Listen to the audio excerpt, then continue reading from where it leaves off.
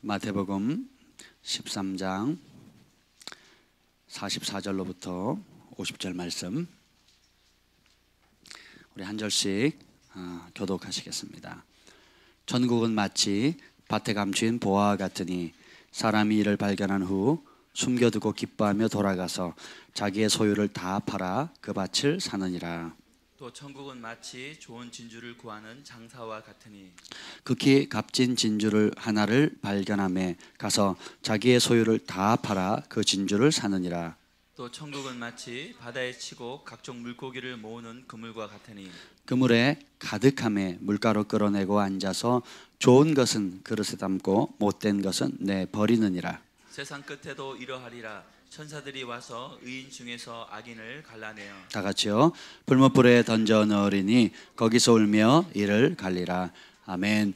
성령님 환영합니다. 이곳에 오셔서 우리에게 친히 말씀하여 주시옵소서. 예수님의 보혈로 우리의 모든 생각과 영혼 육을 덮어 주시고 하나님의 말씀을 들을 수 있는 귀를 열어 주시옵소서. 깨달을 수 있는 은혜를 주시옵소서. 행함으로 순종의 열매를 맺을 수 있는 힘을 불어넣어 주시옵소서. 여호와 영이 나를 통해 말씀하시며 그 말씀이 내 혀에 있도다는 그 은혜가 넘치게 하옵소서. 예수님의 이름으로 기도합니다. 아멘. 하나님의 마음에 합한 자가 되는 길에 대해서 지금 계속 이어서 보고 있는데 오늘 6번째입니다. 무엇이 하나님을 기쁘시게 할 수 있을까? 오늘의 제목은 따라합시다. 전부를 걸자. 아멘. 어제 오후에 이렇게 제가 이렇게 번역을 이렇게 쭉 하다가 갑자기 하나님 말씀이 주어졌어요. 그래가지고 제가 순식간에 그 말씀을 받아 적었습니다. 그래서 메모지에 이렇게 적다가 안 되겠다. 그래가지고 컴퓨터 노트북을 펴서 이제 번역하다 말고 번역하던 건 제껴두고 그 말씀을 그냥 쭉 적었어요. 그래서 오늘 그 말씀을 좀 나누려고 합니다. 그래서 원래 준비한 말씀이 있는데 그 말씀과 관련되었는데 다른 방향으로 이렇게 주신 말씀이 있어가지고 한 1시간 동안 그냥 냅다 적었어요. 할렐루야. 이런 말씀이 저도 은혜가 되더라고요. 여러분도 큰 은혜를 받으시길 바랍니다. 여러분 하나님을 기쁘시게 하기를 뭐하라고요? 힘쓰자 그랬잖아요. 아멘. 우리가 사랑은 수동적으로 할 수 있다 없다? 없어요. 아무리 숙기 많고 부끄러움 많이 타는 사람이라 할지라도 사랑에 빠지면 어떻게 돼요? 적극적이 됩니다. 능동적이 돼요. 부모가 말려요, 못 말려요? 못 말립니다. 자기가 좋아하던 것도 다 내려놓겠죠. 그죠? 예, 그 사람이 좋아하는 거라면 뭐든지 하겠죠. 그 사람이 싫어하는 거라면 다 하게 되겠죠. 이게 사랑의 힘입니다. 그래서 사랑에 빠지면 또 하나는 전부를 걸게 돼요. 우리의 가지고 있는 모든 걸 내 것이 전에는 네 것도 내 거고 내 거고 내 거고 이랬단 말이죠. 근데 사랑하게 되면 내가 가진 모든 게 뭐예요? 다 당신 거예요. 내가 사랑하는 사람 거예요. 제가 처음에 우리 결혼할 때 제가 그랬어요. 급하게 결혼을 했거든요. 부모님 만나고 2주 만에 결혼했으니까 아무런 준비가 없었어요. 진짜 아무런 준비가 없어요. 학생이었고 방학이었어요. 기도원에 올라가서 새해가 시작해서 기도한다고 올라갔다가 원장님이 주선해가지고 양가 부모님 만나가지고 얘네들 돈 벌어서 집 사가지고 이렇게 결혼을 시킬 사역자들이 아니기 때문에 그냥 냉수 한 그릇 떠놓고 결혼시키자. 그래서 2주 만에 했습니다. 근데 이제 저 집사람 당황했죠.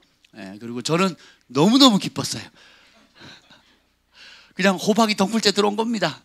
그래서 저랑 살아주기만 해도 그냥 너무 고마운 거죠. 감사한 거죠. 우리 남자들 그렇지 않습니까? 우리 정 목사님도 그런 고백을 했던 것 같은데, 그죠? 아멘. 예. 조금 위험했어요. 박자가 조금만 늦었으면 위험할 뻔했어요. 예. 할렐루야. 살았습니다. 네. 그때는 제가 그랬어요. 밥도 못한다, 뭐도 못한다, 괜찮다. 그냥 몸만 오면 된다고. 그냥 나랑 살아주는 것만 해도 나의 아내가 되어주는 것만 해도 너무 감사하다고 그랬습니다. 속으로 와서 배우면 되지, 와서 하면 되지, 그랬어요. 아무튼 그래서 지금 잘 배우고 있습니다. 그래서 누군가 혹은 뭔가를 진심으로 사랑하게 되면 그냥 그 존재에게 전부를 걸게 돼요. 그것 자체로 기뻐합니다.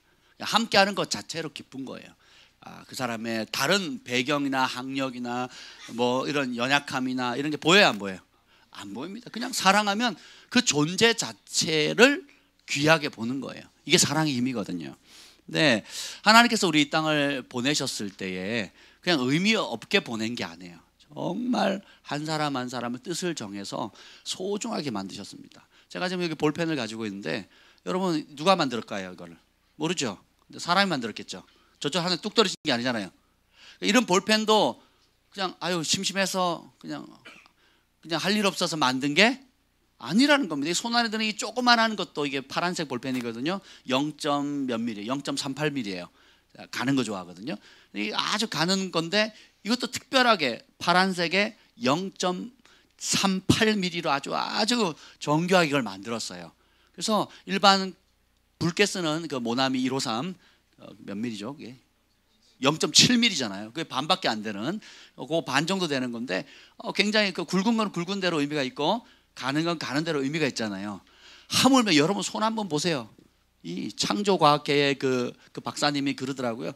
컴퓨터를 아무리 뭐 인조목을 만들어도 이렇게 만들 수가 없대요. 이렇게 틀 수도 있고 앞으로 그분은 손바닥을 보면서 하나님의 위대하심을 본다는 거예요. 지문이 같은 사람이 없고요. 그리고 어떤 지금 기술로도 우리 손이 움직이는 것처럼 움직일 수가 없다는 겁니다. 정교하죠, 아주. 그러니까 그래서 이런 손 하나만 봐도 여러분 눈동자 한번 보세요. 얼마나 정교한가. 예, 그리고 그 회복력 한번 보고 다쳤을 때 눈동자 회복력이 대단하거든요. 그리고 혀를 다쳤을 때도 이 혀가 회복하는 능력은 어마어마합니다. 가히 상상을 초월하거든요. 그래서 그 과학자들이 이런 회복 능력에 대해서 막 연구를 하잖아요. 영생하려고, 안 죽으려고, 조금이라도 오래 살려고. 근데 그러니까 이런 모든 것 자체를 이렇게 보면 굉장히 하나님께서 정확한 목표를 가지고 정확한 목적을 이루기 위해서 만드셨다라는 겁니다. 옆에 분에게 계세요. 당신이 그런 사람입니다. 아멘. 예, 그래서 여러분 쓸모없는 인간이 하나도 없습니다. 이런 볼펜 하나 이거 아무것도 아니 이것도 얼마나 귀하게 써요, 그죠? 특히 이제 여러분 제가 미국에 들어갈 때나 외국에 갈 때 이제 그 뭐 쓰잖아요, 이걸 입국 신고서 또 뭐 세관 신고 쓰잖아요. 볼펜이 없으면 요즘은 막 그 비행기에서 나눠주고 그래서 예전엔 잘 그러지도 않았는데 이거 볼펜 얼마나 당황스러운지 몰라요. 옆 사람 빌려야 되는 겁니다. 그러니까 이런 조그마한 것도 가치가 있는데 만물의 영장인 여러분은 얼마나 가치가 있겠어요. 근데 오늘 이 성경을 이렇게 보면 제가 이런 질문이 떠올랐어요. 이게 뭐냐면 여러분 인생에 무언가 전부를 걸어본 적이 있습니까? 전부. 그걸 왜 걸어야 돼? 뭐 이런 분위기인데 왜 전부를 걸어야 되지? 뭐 이런 분위기예요. 근데 여러분의 인생이 단 한 번뿐이잖아요. 이 한 번뿐인 이 소중한 삶을 걸 대상이나 목적을 발견해 본 적이 있습니까? 이게 굉장히 중요한 질문이더라고요. 이게 없으면 여러분 인생이 불행해집니다. 이게 없으면 돈이 주어져도 헛된 데 쓰고요. 시간이 남아돌아도요. 어떻게 할지를 모르는 겁니다. 힘이 남아돌아도 어찌할 바를 모르는 거예요. 그러니까 똑같이 힘이 있는데 어려운 사람을 일으켜주는 데 쓰는 사람이 있고 다른 사람을 폭력하고 두들겨 패고 해를 끼치는 데 힘을 쓰는 사람이 있단 말이에요. 똑같은 돈이 있는데 다른 사람을 살리고 돕고 힘을 주고 먹이고 입히고 하는 데 쓰는 사람이 있는 반면에 그 돈을 가지고 악한 일에 달려가는 것에 빠른 발이 있거든요. 왜 그럴까요? 우리 인생에 정말 내가 전부를 걸어야 할 목적이 뭔지 아니면 그럴 대상을 아직 발견하지 못했기 때문에 그런 겁니다. 여러분 열심히 저축하죠. 왜 합니까? 목돈 마련하려고. 할렐루야. 목돈 왜 마련합니까? 네? 필요할 때 쓰려고. 뭐가 필요한 겁니까? 집사. 예, 저희 교회는 집사들이지 않습니다. 네. 집 살려고. 또 뭐가 있을까요? 목돈 모아서 뭐 한다고요? 노후 대책. 할렐루야. 굉장히 중요합니다. 또 나를 위해서. 정답 나왔습니다. 네. 결국은 그 돈 모아서 누굴 위해 쓴다는 거예요? 나 좀 편하게 살라고. 예, 그러는 겁니다. 그래서 우리 애기 엄마들 아빠들 뭐 합니까? 적금 들잖아요. 우리 아이들 나중에 대학 가면 등록금 한다든지 혹은 뭐 중간에 뭐 급한 일 있으면 또 그걸로 쓰려고 이렇게 모은단 말이죠. 예, 다 생활의 지혜입니다. 우리가 해야 될 여러 가지 지혜들이겠지만 그것은 뭐냐면 살기 위해 사는 거예요. 그런 삶을 가리켜서 살기 위해 사는 겁니다. 생존하기 위해 사는 거예요. 그러니까 목숨을 연명하기 위해 사는 1차적인 삶인 겁니다. 그것은 우리가 주님을 알기 전에 우리가 이 땅을 그냥 버텨야 되기 때문에 어려움 없이 또 대학을 가야 되는 합격했는데 등록금이 없으면 안 되잖아요. 그리고 다쳤는데 병원비 없으면 안 되잖아요. 그죠? 예, 그리고 남들하고 같이 식사하는데 나도 밥 한 끼 사야 되잖아요. 그리고 노후 나이가 들어가는데 내가 몸을 초소나 자식에게 손 안 벌리려면 뭔가를 해야 되잖아요. 이게 뭡니까? 그냥 우리가 인생을 그런 것들은 1차적인 삶, 내가 그냥 짐승들이 자기 몸을 보존하고 또 자기의 어떤 영토를 확장하고 자기가 살아가기 위해서 기본적으로 해야 되는 것처럼 우리 인간으로 태어났을 때에 주님을 모를 때는 그냥 우리의 본능이 이끄는 대로 그렇게 준비를 하는 겁니다. 그냥 최소한 안전하게 살기 위해서 그렇게 준비를 합니다. 그러다가 주님을 만나게 되면 삶의 목적이 바뀝니다. 데살로니가 후서 말씀 배웠죠. 그리스도께서 우리를 위해 십자가 달려 죽으신 것은 그 이유가 뭐라고요? 자든지 깨든지 누구와 함께? 나와 함께 하려고. 예수님이 목숨 바쳐 피 흘려 십자가 달려 처참하게 죽으신 이유가 뭐라고요? 자든지 깨든지 우리와 함께 하려고. 아멘. 자든지 깨든지 함께 하기 위해서. 그러면 그 가치를 우리가 알아야 되겠죠. 그래서 주님께서 일평생 우리와 함께 하기 위해서 뭘 하셨냐 하면 십자가에 달려서 물과 피를 다 쏟아주셨어요. 얼만큼이요? 주님이 우리를 사랑하시되 인색하게 사랑한 것도 아니고 많이 사랑한 게 아니라 전부를 들여 사랑했다는 겁니다. 아멘. 전부를 들여 사랑하는 것. 이 가치를 우리가 좀 곰곰이 묵상해 볼 필요가 있습니다. 야, 주님이 그냥 어디 한번 너네 잘하나 보자, 잘하면 내가 상 주고 못하면 벌 줄게, 이런 식으로 우리에게 본대신 게 아니에요. 진짜 사랑하셨고 그리고 그 사랑을 진짜 보이셨어요. 한 알의 밀알이 땅에 떨어져 썩지 않으면 아무 열매를 맺지 못하고 썩으면 많은 열매를 맺잖아요. 똑같습니다. 그래서 그것을 가르치신 예수님께서 그대로 이 땅에 십자가 달려 죽으시고 땅에 묻히셔서 우리의 모든 죄와 질병과 고통을 짊어지시고 그 대가를 지불해 주셨어요. 그래서 우리를 핏값으로 사셨습니다. 아멘. 핏값으로 사신 거예요. 그래서 우리는 사단의 종이었다가 이제는 하나님의 자녀가 돼버린 거예요. 왜요? 이제 더 이상 여러분 그 집을 사신 분도 계시는데 계약서에 사인하고 돈 잔금 치르면 그 집은 누구 소유가 됩니까? 이제는 내 것이 되는 거잖아요. 전에 여러분이 마귀의 것이었는데 이제는 어떻게 됩니까? 예수님 핏값으로 샀어요. 그럼 누구께 됩니까? 예수님 것이 된 겁니다. 아멘. 그러면 누구를 위해 살아야 돼요? 예수님을 위해 살아야 되는 겁니다. 근데 이것이 그냥 우리가 복음을 들을 때 하나님이 주시는 혜택에 초점을 많이 맞춰요. 영접하면 천국 가고 또 기도하면 응답하고 다 맞는 말이죠. 그리고 이런 문제 저런 문제 해결되고 다 맞는 말인데 그 혜택만 받는 신앙으로는 여러분 인생이 불행해집니다. 마치 우리 아이들이 초콜릿 사주세요, 뭐 사주세요, 뭐 사주세요, 뭐 사주세요, 뭐 사주세요, 맨날 사주세요만 하는 거예요. 그래서 안 사주면 삐지고 땡깡 부리고 그렇게 초등학교, 중학교, 고등학교, 청년, 어른, 나이가 될수록 평생 그렇게 하나님 앞에 그런 태도를 유지한다면 하나님의 마음이 얼마나 안타까우시겠습니까? 그렇죠? 네, 여러분 한번 생각해 보세요. 여러분이 단 한 번뿐인 소중한 이 인생, 이것을 전부를 걸 수 있는 대상을 찾으셨습니까? 진지하게 고민하셔야 됩니다. 그것이 여러분의 인생의 행복과 불행을 좌우하는 중심점이 되는 거예요. 그걸 찾죠? 그럼 여러분이 하는 모든 것이 다르게 보입니다. 공부하는 이유가 틀려져요. 예. 가정을 돌보는 이유가 틀려집니다. 엄마로서의 역할, 아빠로서의 역할, 또 교회에서 역할, 또 여러분이 직장생활하는 역할, 그리고 이 모든 존재하는 그 자체의 목적 자체가 완전히 달라져요. 혁명이 일어나는 겁니다. 근데 왜 그걸 못 누리느냐?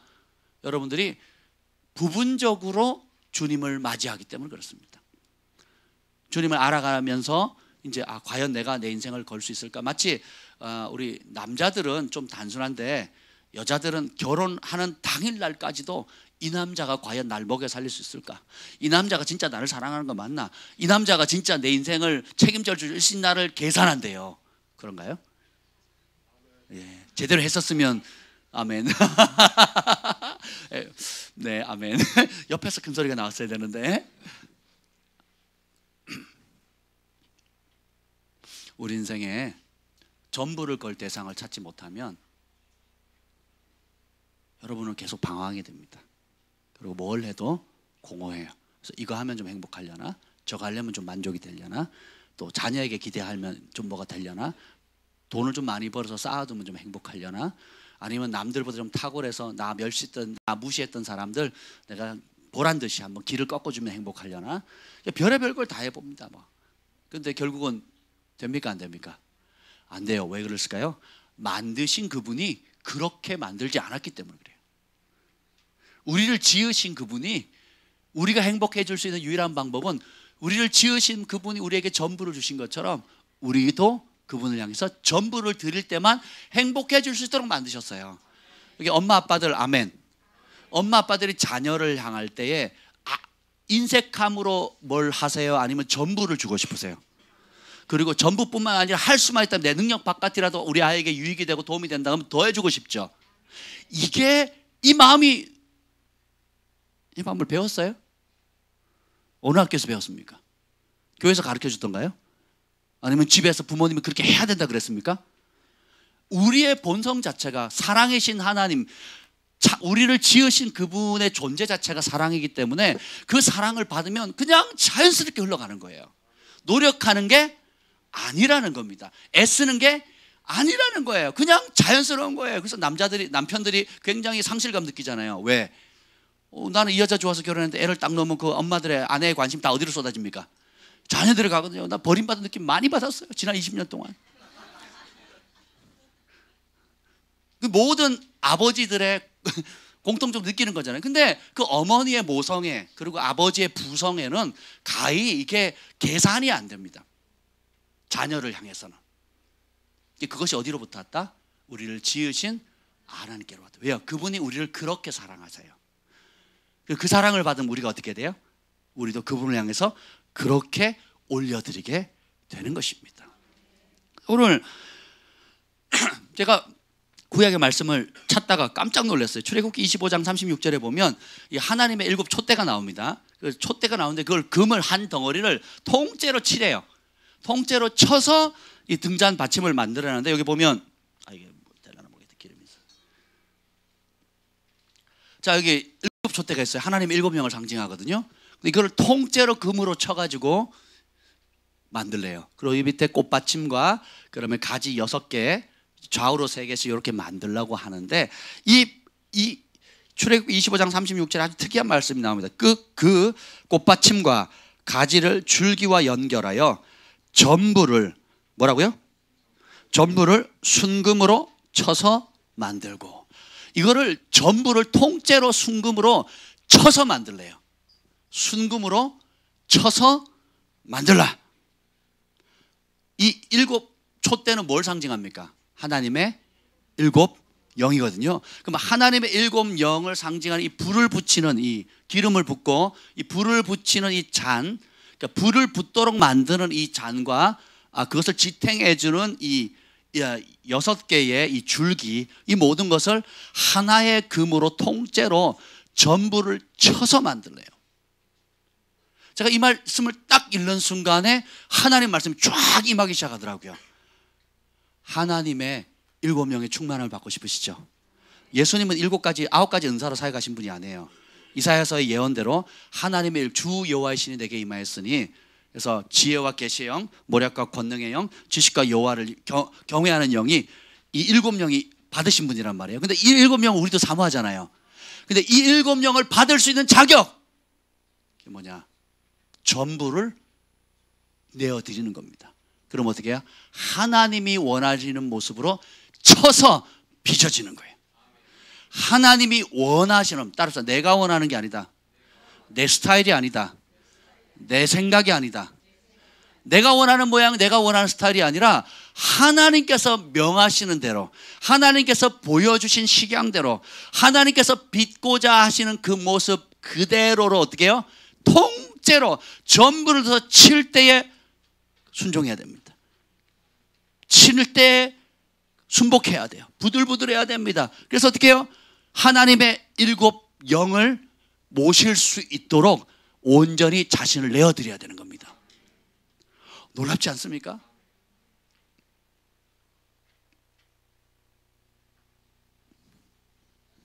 하나님의 7영의 빛을 담을 수 있는 7촛대가 되기를, 그런 하나님의 7영을 담을 수 있는 그릇이 될 수 있는 조건은 하나밖에 없는 겁니다. 뭡니까? 내 자신을 전부로 내어드려서 주님이 치십니다. 대장장이 되시는 우리의 그 토기장이 되시는 그분께서, 대장장이 되시는 그분께서 치세요. 이 하나님의 7영, 하나님의 존재 자체를 담을 수 있는 그릇으로 빚으실 때에, 그래서 순종이 중요한 겁니다. 그래서 자신을 내어드리는 게 중요해요. 그래서 내 생각과 내 방식을 내려놓는 것이 중요하다는 것입니다. 그래서 자신을 전부를 드린 사람들을 통해서 하나님 기름 부으시고, 거기 어떻게 해요? 하나님의 7영을 부으신다는 겁니다. 아멘. 더 놀라운 것이 또 있어요. 그러니까 이 관점으로 보면 출애굽기 전체에 성전에 있는 직기들이 다 그렇습니다. 제사장이 입었던 에봇도 보면 출애굽기 28장 31절에 보면, 너는 에봇, 받침, 겉옷을 전부 청색으로 하되. 청색은 계시의 색입니다. 이 계시의 색은, 계시는 뭘 주냐면 사람의 관점을 제거하고 하늘의 관점을 갖게 해요. 사람의 생각을 버리게 만들고 하늘의 고귀한 성령께서 주시는 생각들로 관점을 우리를 완전히 바꿔버립니다. 아멘. 이게 굉장히 중요해요. 근데 이 옷을, 섞인 옷을 입지 못하게 해요. 그러니까 전부 다 청색입니다. 다시 말하면 사람의 방식을 거부하고 부분을 거부하고 섞인 것은 하나님을 섬길 수 없다라는 거예요. 섞인 채로 하나님의 지성소 앞에 깊이 나아갈 수가 없다라는 겁니다. 그래서 사람의 방식, 사람의 태도, 사람의 육의 욕구들, 이런 것들을 다 떨쳐버리기 위해서 제사장이 입는 옷을 통해서도 하나님이 어떤 모습인지를 계시해 주는 거예요. 성전에 있는 모든 집기들이나 제사장들이 입는 옷이나 그 성막에 쓰는 도구들이 하나님이 어떤지, 천국이 어떤지를 보여주는 거잖아요. 예, 그와 마찬가지로 제사장이 입는 옷도 전부 다 청색으로 바꿔버리는 거예요. 그래서 섞인 것은 하나님께 나아갈 수 없고 온전히 하나님께 순결하게 드려진 자가 주님을 가까이 섬길 수 있다는 것입니다. 그리고 출애굽 29장 12절에 피 얘기를 합니다. 이제 제단불에 이제 피를 바른 다음에 그 나머지 피 전부를 제단 밑에 쏟아내요. 그러니까 원래는 우리가, 누가 거기 피 흘려야 돼요? 내가. 뭐 때문에? 죄 때문에. 그리고 여기 보면은 이제 번제물과 뭐 여러 가지 감사제물과 여러 가지 제물들의 양식들이 있는, 제사 양식들이 있는데, 피는 전부 다 전부 다 조금도 남김없이 제단 밑에 다 쏟아내야 돼요. 다시 말하면 우리가 하나님 앞에 나아가 우리의 삶을 드린다는 것은 우리의 목숨을 거는 겁니다. 전부를 드린다는 거예요. 그리고 출애굽 29장 18절에 보면 그 숫양 전부를 제단 위에 불사르라. 이는 여호와께 드리는 번제요, 이는 향기로운 냄새니 여호와께 드리는 화제니라. 우리 숫양 한 마리를 통째로 올려서 완전히 태워 드립니다. 그러면 주님께서 그 향기를 받으신대요. 그리고 놀라운 것은 그 레위기 1장 9절에 보면 내장과 정강이를 물로 씻을 것이요 제사장은 그 전부를 제단 위에 불살라 번제로 드릴지니 이는 화제라 여호와께 향기로운 냄새니라. 내장까지도 중요한 부분들, 여러분 그 육고기를 좋아하시는 분들은 아시겠지만 그 맹수들이 그 사자나 이렇게 그런 맹수들 있잖아요. 맹수들이 짐승을 잡으면 살코기부터 먹지 않습니다. 그 내장부터 먹습니다. 내장이 더 가치가 있거든요. 사람도 이렇게 우리 육고기보다 사실 이렇게 내장이 더 비싸요. 저도 그래서 내장탕 좋아하거든요. 그러니까 우리가 소중히 여기는 그것, 근데 그게 육이에요. 육적인 거예요. 그걸 하나님께 화제로 드릴 때는 어떻게 해요? 깨끗이 씻어가지고 다 태워버리는 겁니다. 그러니까 우리가 육적으로 좋게 여기는 모든 것까지도 어떻게 해요? 다 태워서 드리면 주님께서 어떻게 그걸 받으신대요. 육이 죽으면 뭐가 살아요? 영이 살기 때문에. 그러니까 우리 육의 본성들을 죽이면 그 죽은 곳에 누가 들어오세요?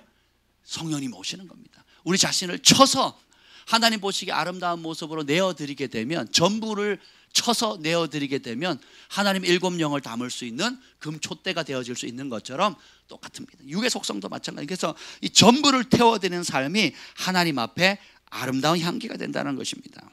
그래서 특별히 신명기 13장 16절에 보면 아주 재밌는 말씀이 나와요. 어떤 마을에 이스라엘 백성들이 있는 마을 가운데 불량배가 일어나가지고 벨리알의 후손들이라고 표현되어 있어요. 불량배들이 와가지고 하나님 말고 다른 좋은 신이 있으니까 그 신 한번 믿어보자. 그러면 너희가 어떻게 하냐?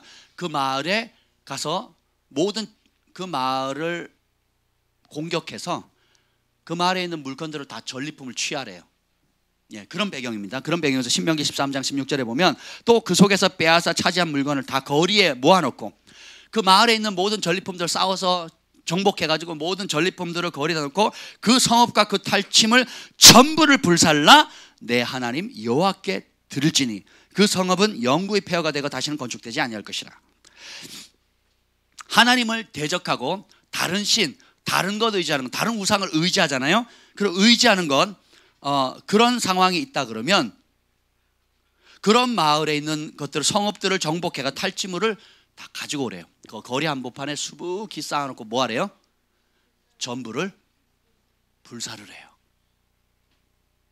이렇게 말하니까 별로 와닿지가 않죠. 예, 아우디 차를 가져와서 불살을 해요. 지펠 냉장고 뺏어와가지고 불살을 해요. 이제 좀 감이 오시죠? 예. 그리고 할리 오토바이, 할리 맞나요? 할리스. 예. 하여튼 그 오토바이 그거 불살을 해요. 아까워요, 안 아까워요? 아깝지요. 그리고 가져왔던 그 땅 문서, 집 문서, 그리고 금은 보석들 다 태워버리래요. 하나도 남김없이. 그 성읍 자체를 완전히 초토화시키래요. 그리고 뭐라 그럽니까? 예. 근데 이게 뭐예요? 전부를 불살라 어떻게 해요? 이것이 누구한테 드리는 거예요? 내 하나님께 드릴지니. 우리 형제님이 지금 일주일, 오늘 마지막 금식인가요? 야, 참, 일주일 금식 지금 오늘 마지막 날이시거든요. 성령에 감동돼서 누가 시키지도 않았는데 합니다. 그럼 뭐예요? 내 겉사람은 죽습니다.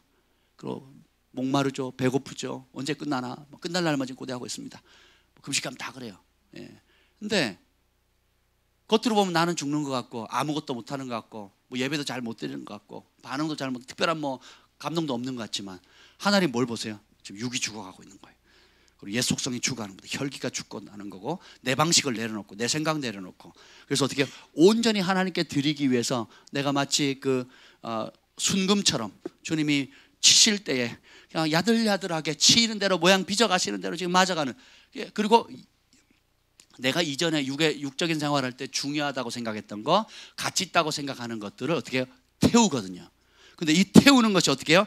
하나님 앞에 아름다운 향기가 될 뿐만이 아니라 이건 여호와께 드리는 산제사가 되는 겁니다.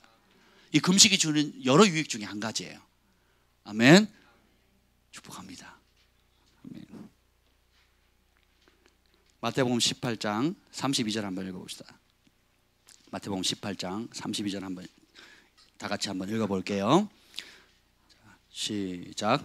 이에 주인이 그를 불러다가 말하되 악한 종아 내가 빌기에 내가 내 빚을 전부 탕감하여 주었거늘. 아멘. 여러분이 그 빚을 탕감해 주는 만달란트 빚진 자, 뭐 몇백 데나리온 빚진 자 이 얘기 다 아시잖아요. 이 본문을 읽는데 악한 종아 네가 빌기에 너의 빚을 얼마를 탕감해 주셨대요? 탕감해 주신 분이 누구를 상징합니까? 하나님을 상징하죠. 그러면 이 10,000달란트 도저히 갚을 수 없는 천문학적인 그 돈의 빚을 지신 사람 누구예요? 나예요, 나. 여러분 한 사람. 그래서 어떻게 해요? 우리가 주님을 알기 전에 악했을 때, 주님을 모르고 욕할 그 상황에도 주님이 어떻게 해요? 예수님의 핏값으로 10,000달란트 이상의 천문학적인 사람의 수로 계산할 수 없을 만큼 어마어마한 빚을 주님께서 조건 없이 탕감해 주신 거예요. 우리 자격이는 말 잘 들으니까 용서해 주고 누구는 말 안 들으니까 용서 안 하고 이게 아니라 똑같이 악했어요. 똑같이 거역했고 똑같이 주님을 모른다고 하는 그 상황에서 주님이 어떻게 해요? 다 탕감해 주신 거예요. 주님이 내가 악한 종이었을 때 전부를 탕감해 주셨다면 이 세상에 누군가 나의 전부를 받아야 될 사람이 있다라고 한다면 누가 그럴 자격이 있겠습니까? 나의 지옥의 형벌에 빠질 수밖에 없는 그 심각한 빚을 다 갚아주셨는데, 그죠? 그 하나님이 아니고서 다른 무엇에게 여러분의 인생을 걸 만한 분이 있나요? 그럴 대상이 있습니까? 그럴 인생의 목적이 있나요? 그것도 모자라서 독생자 아들 예수 그리스도를 십자가에 전부를 바쳐서 들이셨잖아요. 아멘. 그럼 그런 사랑을 우리가 받으면 우리가 우리의 삶을 어떤 분에게 드려야 될지가 명료해지지 않습니까? 진짜 믿어지면 진짜 우리의 삶의 목적을 결정하는 데 있어서 굉장히 분별하기가 쉬워진다는 것입니다. 놀라운 것은 전부를 주신 주님께 전부를 건 사람들의 헌신이 있습니다. 그리고 하나님은 전부의 사랑을 통해서 사랑의 기적을 이루어 가시는 분이세요. 다시 표현하면 주님이 전부의 사랑을 보여주셨죠. 우리가 어떻게 해요? 그 사랑의 부분을 드리기를 거절하고 전부를 드리기로 결정합니다. 그러면 우리가 드려진 이 전부의 사랑을 통해서 주님은 사랑의 기적을 이루어 가십니다. 오늘 이 본문 다시 또 13장으로 돌아와 볼게요. 13장에 보면 여러분 세 가지 비유 제가 여러 번 설교해서 잘 아실 겁니다. 밭에 감추인 천국은 마치 밭에 감추인 보화 같고 또 극상품 진주를 발견한 사람하고 같다 이렇게 얘기를 합니다. 근데 이 놀라운 것은 여기 보면 31절 한번 읽읍시다. 31절 13장 31절입니다. 마태복음 시작. 또 비유를 들어 이르시되 천국은 마치 사람이 자기 밭에 갖다 심은 겨자씨 하나를 같으니. 밑에 보면 누룩과 같다, 겨자씨 하나를 같다 그랬죠. 여러분이 주님의 사랑을 알아서 여러분의 삶의 부분이 아닌 남은 인생 전부를 하나님께로 드리게 되면 주님은 그런 여러분을 뭘로 보시냐면 겨자씨 하나로 봅니다. 우리의 존재는 겨자씨 하늘 같은 존재예요. 씨앗 중에서도 큰 씨앗이 있고 작은 씨앗이 있습니다. 예, 그러니까 복숭아 씨앗은 크잖아요, 그죠? 그리고 아열대 식물 씨앗은 엄청 큽니다. 그런데 수박 씨앗은 좀 더 작죠. 겨자씨는요, 볼펜 가지고 점을 콕 찍으면 그게 그게 겨자씨입니다. 굉장히 작아요. 소금 맛소금 입자 정도로 이렇게 굉장히 작거든요. 근데 그것이 어떻게 돼요? 거기서 뭔 생명이 나오고 있고 거기서 뭘 이렇게 부풀리겠어요. 근데 하나님이 자연 만물을 통해서 그런 존재인데 그 씨앗이 땅에 떨어져 가지고 적절히 기어서 잘 자라게 되면 숲을 이루고 어떻게 해요? 새들이 거닐 정도로, 여기는 나무라고 표현되는 나무까지는 되질 않고 숲을 이룹니다. 그래서 많은 새들이 와서 쉴 수 있을 정도로. 그러니까 자기 몸에 뭐라 그러죠? 처음 출발했을 때하고 나중에 다 자랐을 때 비율을 따지면 얼마나 되겠어요? 100배? 1000배? 10,000배? 상상을 초월합니다. 점에서 시작했는데 새들이 거닐 정도의 숲을 만들어 버려요. 하나님이 자연 만물을 통해서 보여주신 것만 여러분의 겨자씨 같은 그런 인생, 점과 같은 연약한 인생인데 그것을 사랑함으로 주님 앞에 온전히 전부를 드리게 되면 주님께서 기름 부으시고 축복하셔서 어떻게 돼요? 수많은 새들이 거닐 수 있는 어마어마한 풍요와 부요의 기적을 이루신다는 거예요. 마치 오병이어의 기적이 뭘로 시작됩니까? 답을 가르쳐 드렸잖아요. 오병이어의 기적이 뭘로 시작됩니까? 너무 어렵나요, 질문이? 물고기 5마리, 보리떡, 물고기 2마리, 오병. 물고기 2마리, 보리떡 5개. 보리떡 제일 맛없는 일반 서민들이 먹는 거잖아요. 근데 그게 몇만 명이 먹거든요. 몇만 명이 먹거든요.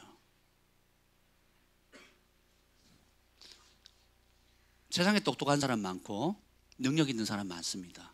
그런데 자신의 연약함을 알고 내 전 존재를 나를 위해서 사랑하셔 전부를 주신 그분께 바치기로 결정하잖아요. 그럼 주님이 그 손에서 연단하셔 잘 빚으셔가지고 주님이 가장 기뻐하는 모습으로 바꾸는데, 내가 스스로 할 수 있는 것, 아니 내가 최선을 다해서 할 수 있는 것과는 비교도 안 되는 어마어마한 일들을 행하시는 게 천국의 원리라는 거예요. 여러분의 출발을 한번 보세요. 이 땅에 육체적으로 태어날 때 어떻게 태어났는지, 혹은 여러분이 어떤 사업을 시작할 때, 직장을 처음 시작했을 때 첫 출발을 한번 생각해 보세요. 그 이랜드의 박성수 사장님인가요? 김성수 사장님인가요? 박성수 사장님인가요? 그분 처음에 남대문이가 동대문 시장에 옷 메고 그렇게 시작했거든요. 지금은 대기업이 되셨잖아요. 어마어마한 기업이 되셨잖아요. 그렇죠? 그때 내가 여호와를 경외하는 기업가가 되겠다는 그 한 가지 붙들고 하신 거거든요. 아멘. 신원 에바네셀, 그 사장님 누군지 모르겠어요. 회장님 누군지 모르겠어요. 그분도, 그러니까 근데 그분이 그렇게 그 위치에 올라가기까지 어떻게 되느냐? 자신의 사업의 목적 자체가 뭐예요? 하나님 나라예요. 예수님 복음을 전하는 겁니다. 그래서 어떻게 했냐? 제가 신학교 다닐 때도 우리 총학생회 이제 가보면 정기적으로 총학생 회장이 누굴 만나러 가냐? 신원 에베네셀 그 회장님 만나러 가는 거예요. 가면 후원해 준다는 거예요. 뭐 도와줄 일 없냐는 거죠.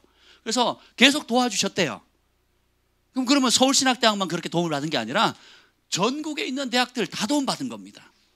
그리고 신학대학뿐만 아니라 일반 여러 가지 보이는 보이지 않는 곳에 어마어마한 일들의 도움을 말없이 하는 거예요.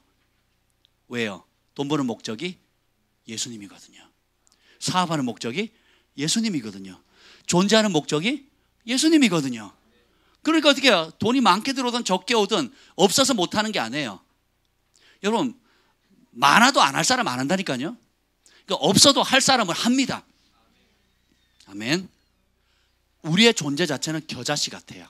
근데 이걸 하나님 앞에 온전히 내어드리기로 결정하는 순간 주님께서 7 촛대를 통째로 전부를 쳐가지고 원하시는 모양으로 빚어주시도록 우리가 순종의 제사를 내어드리기만 하면 주님이 그걸 사용하셔서 겨자 씨앗이 겨자 나무가 돼버리는 거예요.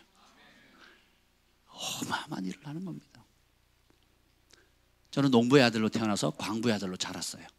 그리고 공부도 잘 못했습니다. 초등학교 1, 2학년 때까지 국민학교 세대였는데 나머지 공부를 했는데 그 시간 너무 좋았어요.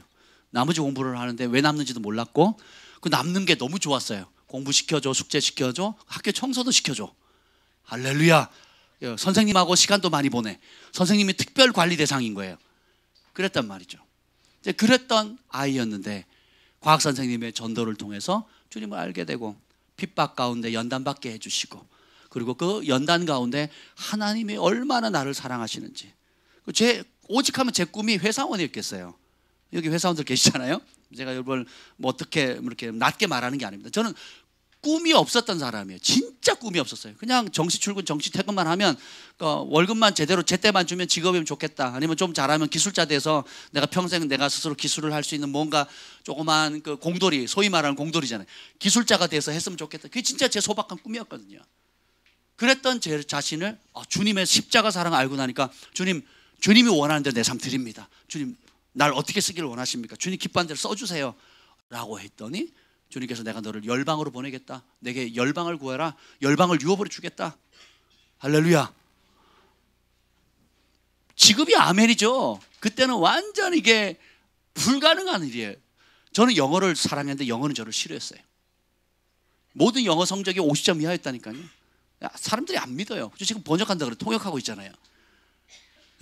그때는 불가능한 날이 있어요. 꿈도 못 꿀 일이었어요. 시골에서 서울 온다. 제가 어릴 때 우리 동네 옆집 아저씨 전라도 아저씨였는데 우리가 서울 구경 한 번도 못했다니까 서울 대공원 구경을 시켜야겠다. 친척 있다고 우리 제 친구랑 둘이를 데리고 서울 대공원에 갔어요. 그래서 갔는데 대공원이 아니라 그 친척 집에 서울에 갔습니다. 어딘지 기억이 안 나요. 갔더니 마침 그 좌변기를 뭐 고친다고 화장실 뜯어 좌변기를 뜯어 북에 갖다 놓은 거예요. 화장실 좌변기를. 그래서 근데 머리털 나고 처음 본 거예요. 처음 보고 이거를 어떻게 사용해야 될지 모르겠는 거 배가 아파가지고 화장실 용변을 봐야 되는데 어떻게 한 줄 아세요? 그것도 그게 뭐 화장실 안에 있는 게 아니라 부엌에 놔뒀다니까요. 그 부엌이 음식하잖아요. 그 공사하는 다고 부엌에 놨는데 밟고 올라갔잖아요. 진짜 그때 쪽팔림 이루 말할 수가 없습니다. 그리고 그 용변을 봤는데 물을 내릴 수가 없잖아요. 밑에 연결된 게 아니니까 소변이 아니고 큰 거.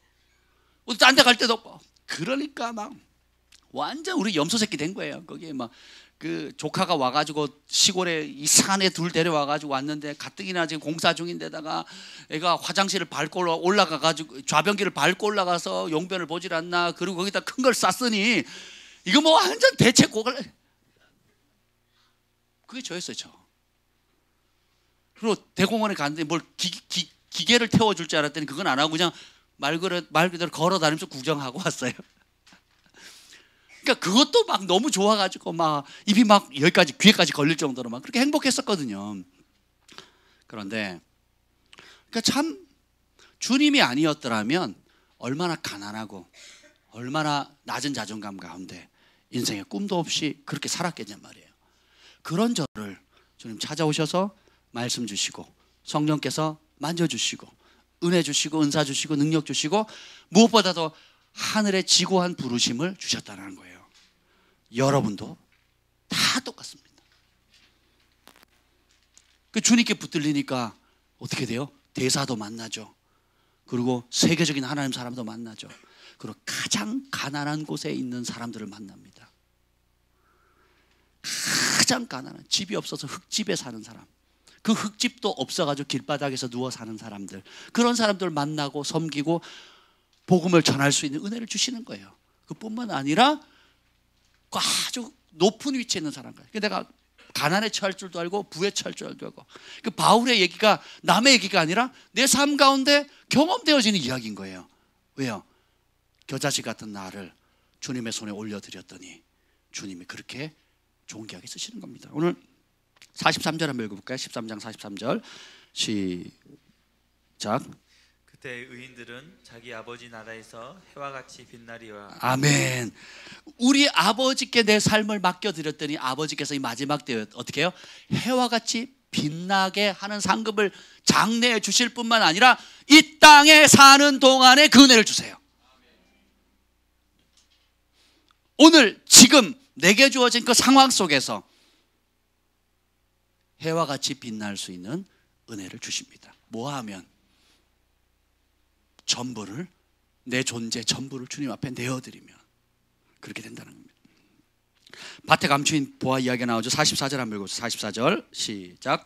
천국은 마치 밭에 감추인 보화와 같으니 사람이 이를 발견한 후 숨겨두고 기뻐하며 돌아가서 자기의 소유를 다 팔아 그 밭을 사느니라. 아멘. 비유 아시죠?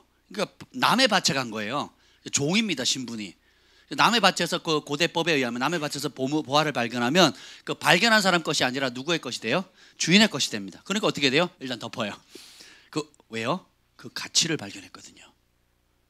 여러분은 예수님을 따르는 가치를 발견하셨습니까? 여러분은 예수님의 사랑의 가치를 발견하셨습니까? 하나님께서 여러분에 주신 그 하늘의 고귀한 부르심의 가치를 과연 발견하셨습니까? 못했다면 발견하셔야 돼요. 발견하셨다면 진짜 여러분이 그것을 가치를 여긴다면 완전히 달라지게 될 것입니다. 예수님의 가치를 모르는 자 혹은 그 예수님의 가치를 아는데 소홀히 하게 되면 여러분의 삶은 굉장히 비참해집니다. 근데 반대로 그 가치를 알게 되면 어떻게 돼요? 따라합시다. 적당히 하지 않는다.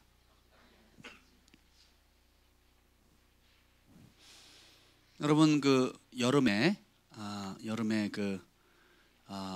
아이스크림을 살짝 데쳤다고 한번 생각해 보세요. 끓는 물에 살짝 데쳤어요. 한 30초. 맛이 어떻겠습니까? 우리 아이들이 하도 아이스크림 사다 그래서 몸에 안 좋잖아요. 그래서 엄마가 지혜를 냈습니다. 그게 뭐냐, 주스를 그냥 냉장고에 얼려버려요.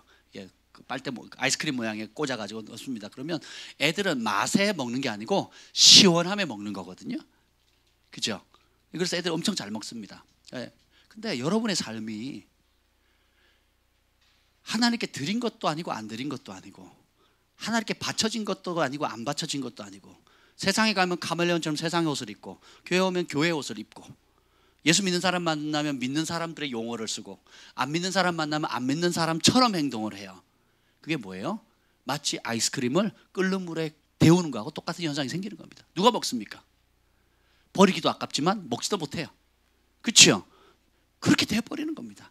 반대로 여러분이 한 번뿐인 삶, 내가 온전히 주님께 드려서 주님께 잡힌 바 되겠다 라고 결정하면, 주님께 잡힌 바 된 사업가, 주님께 잡힌 바 된 어머니, 주님께 잡힌 바 된 아버지, 주님께 잡힌 바 된 우리 청소년, 주님께 잡힌 바 된 여러분이 되게 되면 이제는 겨자씨가 아니라 주님의 능력이 나타나요.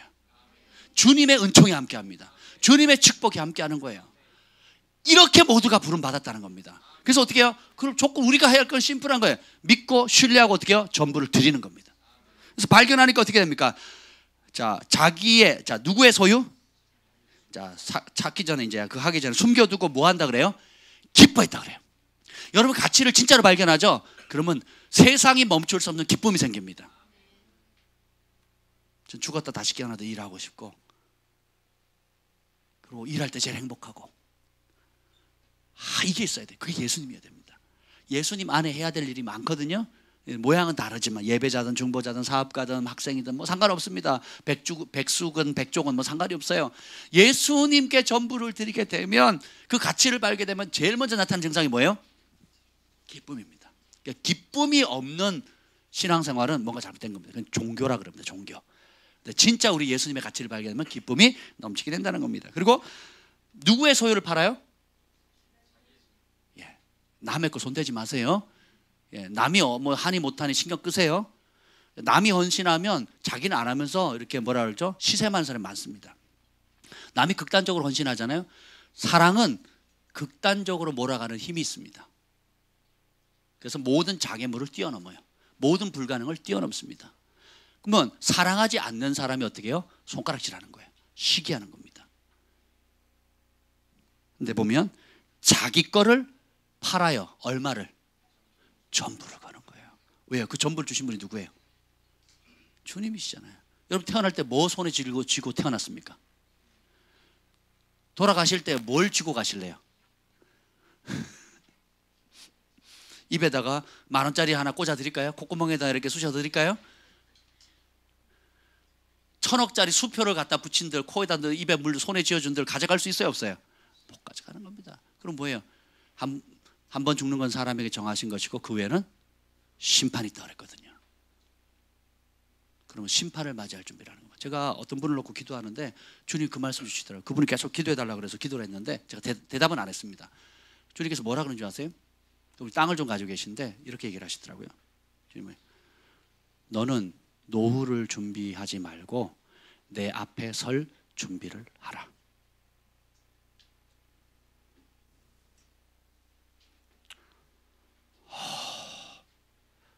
두렵더라고요. 소망이자 두려움이 같이 몰려오는데, 너는 너의 노후 생활을 맞이할 준비를 하지 말고 내 앞에 설 준비를 하라.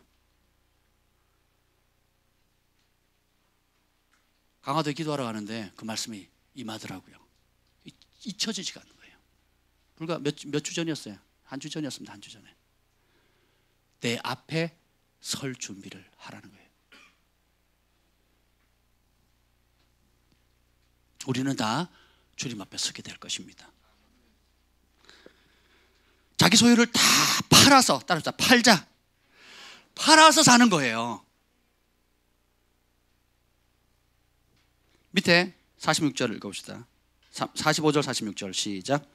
또 천국은 마치 좋은 진주를 구하는 장사와 같으니 극히 값진 진주 하나를 발견하매 가서 자기의 소유를 다 팔아 그 진주를 사느니라. 정말 가치 있는 게 뭔가를 추구하는 것이 우리 인간의 본능입니다. 정말 인생에 가치 있는 걸 찾는 게 본능이에요. 근데 찾다가 극히 값진 진주 몇 개? 몇 개? 몇 개? 왜 하나님께서 3개, 4개 박스로 말하지 않으셨을까요? 왜 예수님께서 하나라고 했을까요? 우리 인생에 우리의 전부를 걸 수 있는 대상은 한 분뿐이라는 겁니다. 극상품의 진주 가치, 세상에 하나밖에 없는 고귀한 보석. 여러분, 세상에서 제일 비싼 보석 이름이 뭐예요? 그러니까 무식한 거예요. 우리는 다이아몬드가 제일 비싼 걸로 알잖아요. 저도 다이아몬드가 제일 비싸지. 결혼할 때 뭔 반지? 다이아 반지. 그렇게 좋더냐 다이아 반지가 막. 근데 다이아 반지는 값이 귀합니다. 왜냐하면 희소성 때문에 그렇거든요. 근데 다이아몬드가 세상에서 제일 귀한 보석이 아닙니다. 다른 보석이 있는데 이름도 몰라요. 제가 그 보석을 좀 공부를 해봤는데 그거는 뭐 값을 매길 수가 없어요. 왜요? 세상에 하나밖에 없어. 구할 수가 없어요. 우리 예수님을 대체할, 세상에 온 우주에 예수님을 대체할 수 있는 게 있어요, 없어요? 하나도 없어요. 하나도. 예수님을 대체해서 여러분을 죄에서 구원할 자 있어요, 없어요?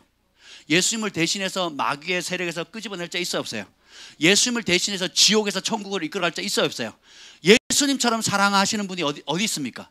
없지요. 예수님처럼 여러분과 동행하는 분이 어디 있습니까? 예수님처럼 여러분을 축복하는 분이 어디 있어요? 없어요. 제가 우리 아이들을 가르치다가 어릴 때 그런 얘기를 많이 했어요. 제가 몇 가지를, 매를 굉장히 심하게 드는 몇 가지 사항이 있습니다. 거짓말하는 거, 그리고 또 하나가 뭐냐면, 두 번째가 뭐냐면, 우리 주한이 경환이를 가장 사랑해 주는 사람한테 함부로 대하는 거. 할머니, 엄마. 저는 무서워서 덤비질 못하니까 뭐 얘네는 뭐 하고 싶어도 못해요. 적어도 지금까지는. 그래서 사랑하는 사람에게 더 함부로 말합니다. 사랑하는 사람한테 반말하고요. 그러니까 할머니하고 엄마가 얼마나 극진히 대합니까? 먹이죠, 입히죠, 똥기저귀 다 갈아주죠. 뭐 최선을 다하거든요. 그리고 아빠처럼 혼내지도 않아요. 아빠처럼 뭐 매를 들지도 않습니다. 그냥 말로 하고 말고 마음 속상해가지고 혼자 하고 그거 갖고 기도하고 말지, 저처럼 일로 와, 한 번, 두 번, 세 번, 일로 와, 맴매 하질 않거든요. 저는 내가 악역할 테니까 하여튼 선한 일 하시라고 제가 그랬어요. 그렇게 짰습니다. 예. 아빠가 악역하겠다고, 공의를 보여주겠다고. 근데 이렇게 가끔 이러다 보면 아이들이, 이 아이들의 안에 있는 본성이, 그 악함이 드러나거든요. 그게 뭐냐, 자기한테 편안하게 대해주는 사람, 따뜻하게 대해주는 사람을 고마워하는 게 아니라 오히려 이용합니다. 그리고 어떻게 해요? 더 함부로 말하고, 그리고 먹을 것 더 안 챙겨줍니다. 자리도 더 배려해 주지 않아요. 우리 엄마는 그렇게 늘 양보하니까, 우리 할머니는 늘 그렇게 양보하니까. 우리 하나님이 받으시는 마음이 그러할 거라고 생각돼요. 늘 조건 없이 베풀어주고, 아낌없이 주고, 또 기도하면 응답해주고, 보호해주고, 인식하든 인식하지 못하든 주님께서 공급해 주시고 지켜주시는데, 우리는 뭐예요? 당연한 걸로 생각해요. 뭐가 안 되면 누구 탓해요? 또 하나님 탓하는 거예요. 우리 아버지 마음이 얼마나 마음이 씁쓸하시겠어요? 안타까우시겠어요? 그렇죠? 그럼 어떻게 해요? 제가 지금 말하는 것은 무슨 특별한 게 아닙니다. 정상적인 방향으로 돌아가자는 거예요. 무슨 여러분들이 은혜 크게 받아가지고 내 인생 걸겠습니다, 사명절 하겠습니다는 무슨 영적으로 고수에 올라가서 그 다음에 뭘 하는 이게 아니고, 따릅시다. 출발점이다. 전부를 주신 주님께 우리의 전부를 드리는 것은 종착점이 아니라 출발점인 거예요. 그분이 나를 위해서 해놓으신 걸 한번 생각해 보십시오. 극상품의 진주 하나를 발견하며 자기 소유를 다 팔아. 따라합시다. 다 팔아. 그 진주를 사야 되는 거예요. 여러분, 예수님은 사는 겁니다. 그분의 은혜는 값없이 주시는 것이지만 우리의 삶이 그분과 함께 동행하기 위해서는 사야 되는 거예요. 내 시간을 들여서 사야 돼요. 내 물질을 들여서 사야 됩니다. 이따가 보겠지만 밭과 전토를 팔아서라도 사야 되는 거예요. 관계를 잃더라도 사야 됩니다. 사는 사람. 제가 집회를 여러 번 하다가 오늘 목사님들하고 김경수 목사님이 그런 얘기를 했어요. 목사님 참 신기해요. 목사님 집회하는데 누가 제일 은혜 많이 받은 줄 아세요? 누가 받았는데요? 목사님 오신다고 섬기기로 헌신하신 분들이 제일 많이 은혜를 받더라고요. 오시기도 전부터 은혜를 받아요. 성전에 들어오자마자 은혜를 받으시더라고요. 가만히 보니까 제가 뭐 다른 데 집회를 가도 그렇고요. 또 교회 사역을 해보면 그냥 준비 없이 그냥 늘 하던 식으로 그냥 평범하게 오는 사람은 그냥 평범한 은혜를 받아요. 근데 진짜 내가 그 은혜를 사모함으로 내가 섬기리라, 그것의 가치를 살리라 하면서 시간과 물질과 또 여러 가지 자기의 옥합을 깨뜨린 사람들은 어떻게 해요? 큰 은혜가 임하는 거예요. 시키지도 않은데 그런 공개 예언을 받고요. 또 특별한 기도를 받고요. 저는 그런 거 안 하거든요. 아시잖아요, 여러분. 제가 그런 걸 너무 싫어하기 때문에 안 하면, 그래서 다 무명으로 여러분 헌금하게 하고 무명으로 뭘 하게 만들잖아요. 하면 같이 식사하게 하고. 그렇죠? 예, 그런 걸 싫어합니다. 그런데도 불구하고 어떻게 해요? 하나님이, 누가 보셨어요? 하나님이 감동시키는 거예요. 감동. 중심을 보시는 하나님께서 여러분이 그 가치를 사서 드리는 것을 굉장히 소중히 여긴다는 겁니다. 아멘. 오늘 이 마태복음 13장 43절 다시 한번 읽어보세요. 13장 43절 다시 한번 읽을게요. 시작. 그때 의인들은 자기 아버지 나라에서 해와 같이 빛나리라. 귀 있는 자는 들으라. 여러분 들을 귀가 있습니까? 들으세요. 그러면 예수님의 가치를 사시길 바랍니다.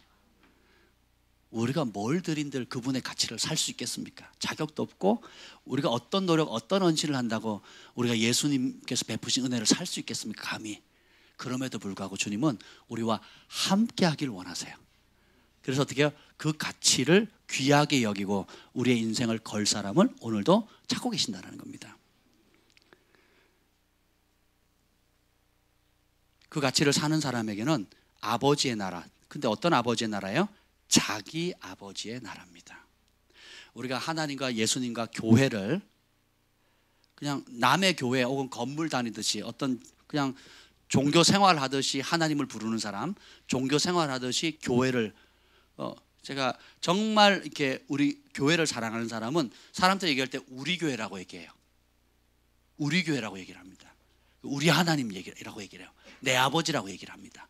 근데 그걸 모르는 사람들은 어떻게 얘기하는 줄 아세요? 아, 그 교회 그냥 교회 갔다 왔어, 이렇게 얘기를 합니다.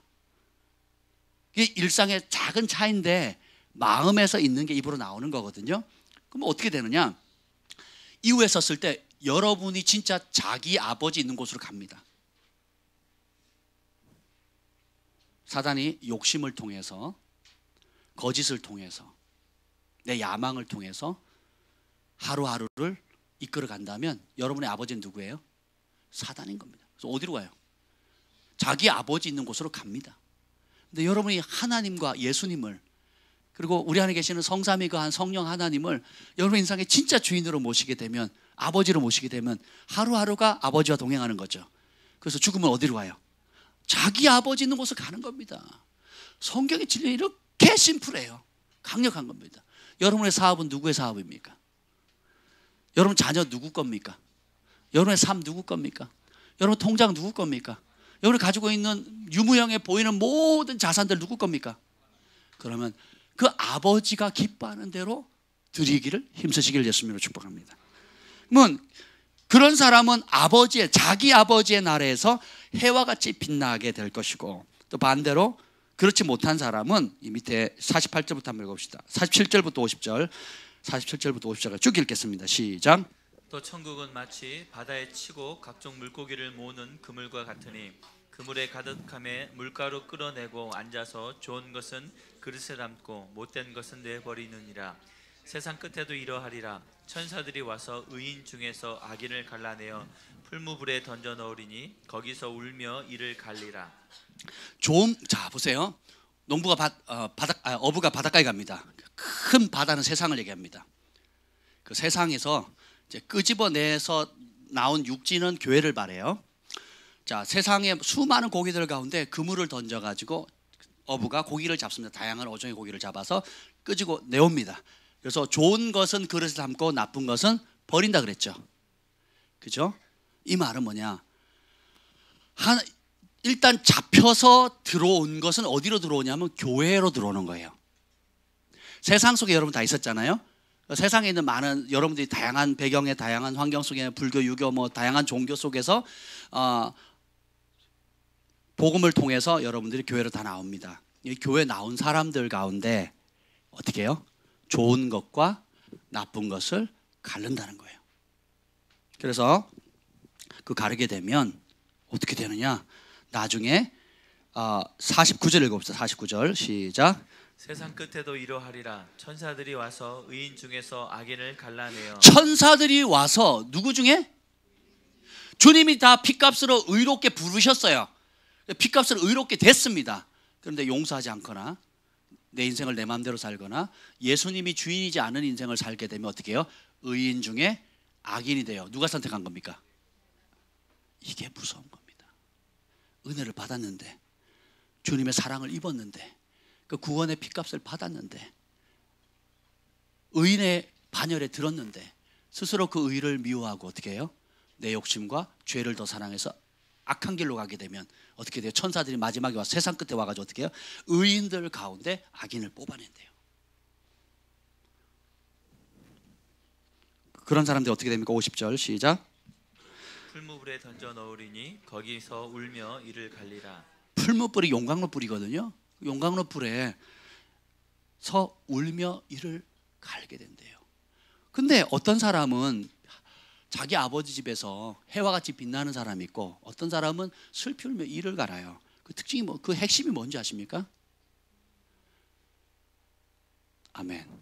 믿는 자와 믿지 않는 자인데, 자, 진짜 믿으면 어떻게 될까요? 좀 더, 그렇죠. 전부를 건 사람과 부분을 들거나 그것을 거부한 사람들이에요. 제사장이 입은 옷이 뭐라고요? 청색. 얼마만큼? 전부. 성전에 7촛대를 받드는 그 촛받침대를 금을 어떻게 해요? 전부 다 치는 거예요. 그래서 하나로 만드는 겁니다. 계속 피를 얼마나 쏟아야 돼요? 전부 다 쏟아야 돼요.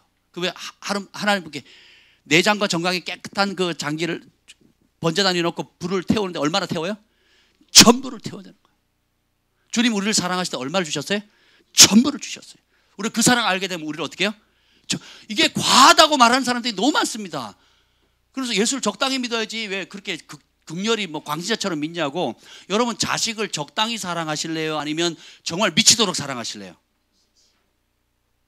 여러분 그거 아세요? 제가 이분의 인격에 대해서 얘기하면 참습니다. 근데 자식에게 대해서 뭐라 하죠? 내가 남의 자식 매들죠? 난리. 암콤 새끼 건든 겁니다. 큰일 납니다. 특히 우리 애기 엄마들, 엄마들한테 뭐 이런저런 얘기하면 섭섭하면 참습니다. 애기 건들죠? 난리 납니다. 예. 심지어 교회도 옮겨요. 목사님한테 대듭니다. 막 속에 있는 게 다 얼마. 그런 사랑이 어디서 나와요? 해야 된다고 의무감을 심어준 게 아니죠. 어떻게 돼요? 아이들 아프면 어떻게 돼요? 열나면 병원에 못 가면 어떻게 합니까? 찬물 받아가지고 물 씻어가지고 임해야 되죠. 언제까지? 열 떨어질 때까지. 우리 아이들 열날 때 막 좌약 싸가지고 똥꼬에다가 막 좌약 집어넣고 막 머리에다가는 막 수건하고 막 이런 여러 번 했거든요. 누가 시켰어요? 불완전한 부모가 불완전한 자녀를 향해서도 부분을 들인 사랑을 해요? 전부를 들인 사랑을 해요? 이게 의무감이에요? 자연스러운 거예요? 하물며 우리의 삶에 전부를 드신 그 예수님께 전부를 드리는 것이 자연스러운 거예요? 특별한 거예요? 교회가 이걸 특별하게 만들어버린 거예요. 가짜 복음이에요. 300데나리의 향유를 깨뜨린 여인, 예수님이 십자가에 달려 죽겠다, 사흘 만에 부활하겠다, 고난받고 채찍맞고 죽어서 하겠다는 말을 제자들 들어야 안 들어요? 그리고 말리죠. 죽으면 안 됩니다, 떠나면 안 됩니다. 계속 말리는데 그걸 귀담아 들은 여인이 있어요. 저분이 나를 위해서 죽으러 가시는구나. 그래서 어떻게 예수님이 깨뜨렸을 때 뭐라고 합니까? 나의 장례를 예비했다 그랬거든요. 그리고 이 천국 복음이 전파되어지는 곳마다 사도들의 행적이 가지 않아요. 300데나리의 향유를 깼다는 그 여인의 사랑이 함께 가는 겁니다. 그게 어떤 사랑이에요? 전부를 드린 사랑이 가는 겁니다. 이게 복음이에요. 이게 마땅히 우리가 가야 될 길이라는 것입니다. 근데 육은 좋아요, 싫어요? 싫어하는 겁니다. 그래서 7촛대를 쇠로 만들지 않아요. 쇠는 빚기가 어렵거든. 쇠는 아무리 두들겨도 그 모양 만들기도 어렵고, 잘 두들겨 패도 잘 부드러워져요, 안 부드러워져요? 그래서 하나님께서 우리를 금과 같이, 금은 굉장히 부드럽습니다. 제가 이 금을 반지를 이제 생일 선물로 이렇게 받아 저희가 했는데, 그 얘기를 하더라고요. 이거는 이게 가루가 떨어져 나가지 않는데요. 누르면 그냥 쑥 들어가 버린대요. 그러니까 찍혀도 이게 어떤 떨어져 나가는 게 아니고 그냥 쑥 들어간대요. 그만큼 유연성이 있는 거거든요. 주님이 우리를 말씀으로 치실 때에 우리가 튀어나온 한번 집어넣고 또 낮은 자존감은 또 높여주시거든요. 이런 작업을 하실 때 우리가 부드러운 마음을 가지고 순종하는 마음을 갖게 되면 주님이 원하는 모습으로 빚어질 수 있습니다. 근데 그래서 쇠같이 마음으로 고집을 피우게 되면 더 두들겨 맞는 거예요. 더 방황하게 되는 겁니다. 더 공허한 삶을 가게 될 수밖에 없다는 겁니다. 그래서 하나님께서 하시는 방법들 보면 정말 신비해요. 오늘 과부의 두렵던 얘기도 알죠. 마가복음 12장 44절에 나와 있는데 예수님께서 이렇게 성전에 예물 드리는 함을 이렇게 주목해서 보셨어요. 예수님이 왜 그럴까요? 물질 있는 곳에, 보물 있는 곳에 마음이 있기 때문에 어떻게 헌금하나 이렇게 보시는 거예요. 예수님이 이렇게 보셨어요. 그랬더니 이렇게 표현합니다. 그들은, 많은 사람들은 다, 따라합시다, 다 그 풍족한 중에서 넣었거니와 이 과부는 그 가난한 중에, 따라합시다, 가난한 중에 자기의 모든 소유 곧 생활비 전부를 넣었느니라. 가난한 중에. 자기의 신분이 뭐예요? 과부예요. 그 당시 과부는 보호를 못 받습니다. 지금은 뭐 국가에서 여러 혜택들이 있지만 그 당시 그런 게 없었죠. 그 다음에 자기의 모든 소유였죠. 남의 소유가 아니라 뭐예요? 자기의 모든 생활지 전부를 넣었다는 거예요. 두려움과 사랑은 사람의 눈을 멀게 만드는 능력이 있습니다. 두려움에 눈이 멀면 그것은 여러분을 극도로 여러분 안에 있는 잠재력을 제한하게 만드는 힘이 있고요. 사랑의 눈이 멀게 되면 여러분을 무한대로 펼칠 수 있는 능력을 만들어줘요. 생활의 염려, 재리의 유혹, 먹고 사는 것, 노후 생활, 그 두려움에 빠지게 되면 여러분이 이미 받은 것, 그리고 여러분 안에 내재되어 있는 수많은 잠재력도 다 닫게 만듭니다. 아예 그냥 얼게 만들어 버리는 거예요. 근데 반대로 여러분이 전부를 드린 사랑으로 주님을 사랑하게 되면 여러분 안에, 여러분은 겨자씨가 되는 거예요. 겨자씨의 그 폭발적인 성장력과 어마어마한 배가 능력이 여러분 안에 나타나게 된다는 것입니다. 예수님께서 전부를 향해서 도전하십니다. 부자 청년이 마가복음 10장 21절에 보면 예수님께서 그를 보시고 사랑하사 이르시되 내가 아직도 한 가지 부족한 것이 있으니 가서 네가 있는 것을 다 팔아 가난한 자들에게 주라. 그리하면 하늘에서 보화가 내게 있으리라. 그리고 와서 나를 따르라. 그를 보시고 미워했다 그러지 않았어요. 사랑했다. 그러니까 사랑하는 자에게 주시는 말씀이 뭐예요? 다 팔라는 겁니다. 왜?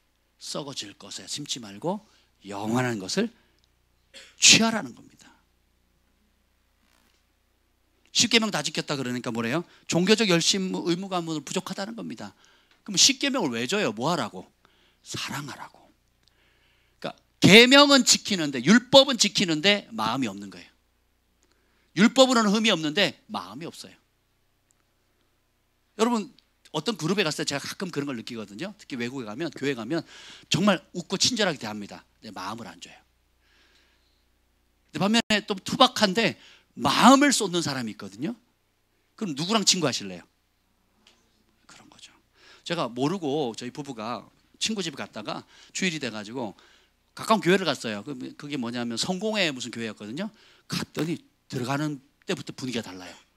전부 다 백인, 100% 백인만 모이는 교회예요. 그걸 몰랐어요. 우리는 그냥 무조건 캐네디언은 착하고 좋은 줄 알고 들어갔는데 안내원 얼굴 표정이 확 달라져요. 얼굴 표정이 달라요. 근데 그 친절하신 안내원이 있어가지고 굉장히 따뜻하게 어디서 오셨냐 그래서 맞이하더라고. 예배 들어가서 예배 처음부터 끝까지요 바늘 방송. 이 봤더니 그게 뭐냐면 인종차별주의가 있는 거예요. 그 안에 말로만 듣던. 끝나고 나서 인사하는데 그때가 끝날 때까지 우리가 좀 둔하잖아요. 둔하게 생겼잖아요. 분위기 파악을 못했어요. 끝나고 나면 보통 뭐 차도 한잔하고 뭐 처음 왔다고 막 이러잖아요. 근데 그걸 하긴 해야 되는데 우리 교회 안 왔으면 좋겠어 라는 분위기를 팍팍 내는 거예요. 왜? 나는 바나나거든요. 바나나. 백인들 사회에 끼면 돼요? 안 돼요? 백인들 크리스찬에 끼면 돼요? 안 돼요? 안 되는 거예요. 얼른 나왔어요. 그 이상한 기분 있죠. 제가 강단이라 말을 못하겠는데 그 이상한, 예수님께서 무슨 영 쫓아내셨다고요? 예, 그런 기분이 잘 모르시는구나. 그런 기분이 막 지금도 기분이 안 좋아요. 지금도 기분이 안 좋거든요. 어디에요? 하나님의 전에. 야고보서에 있는 상황이죠. 야고보는 부자들은 환대하고 가난한 사람은 배척했죠. 여기는 얼굴 색다르다고 배척을 하는데, 야, 무섭다 이런 생각이 들더라고요. 무섭다 이런 생각이 들더라고요. 이게 뭐예요? 종교만 있고 생명이 없는 거예요. 형식만 있고 사랑이 없는 겁니다. 그래서 하늘의 보화를 쌓도록 하기 위해서 주님께서 뭐예요? 다 팔래요. 그래서 어떻게 주님이 기뻐 가난한 사람에게 나누어주고 축복하라는 것입니다. 그리고 와서 나를 따라요. 그래서 전부를 거는 것이 예수님을 따르는 종착점이 아니라 뭐라고요? 출발점이라는 거예요. 이걸 기억하세요. 여러분 전도하실 때 그렇게 하셔야 됩니다. 제자들에게 누가복음 12장에 보면 너희 소유를 팔아 구제하여 낡아지지 아니하는 배낭을 만들라. 곧 하늘에 둔 바 다함이 없는 보물이니 거기는 도둑이 가까이 하는 일이 없고 좀도 먹는 일이 없느니라. 하늘에 둔 바 다함이 없는 하늘 보물 창고가 있다라는 거예요. 이것이 쌓입니다. 그래서 천국에 갔다 온 사람들, 영적으로 눈이 열린 사람들이 뭐냐? 여러분들이 알게 모르게 심고 헌신한 모든 것이 천국에 여러분의 집을 쌓는 재료가 되기도 하고, 또 하나님께서 상급을 주시는 어떤 영원한 하늘의 보물, 그게 뭐라, 일전에 목사님 뭐라고 얘기하면 그걸 뭐라고 하냐면 영광이래요. 해의 영광, 달의 영광, 별의 영광이 다 다른 것처럼 천국에 가도 여러분이 이 땅에 사는 동안 주님을 위해서 어떻게 반응했는지, 얼마나 사랑하는지에 따라서 그 상급이 틀린데, 그 상급은 결국 뭐냐? 영광입니다.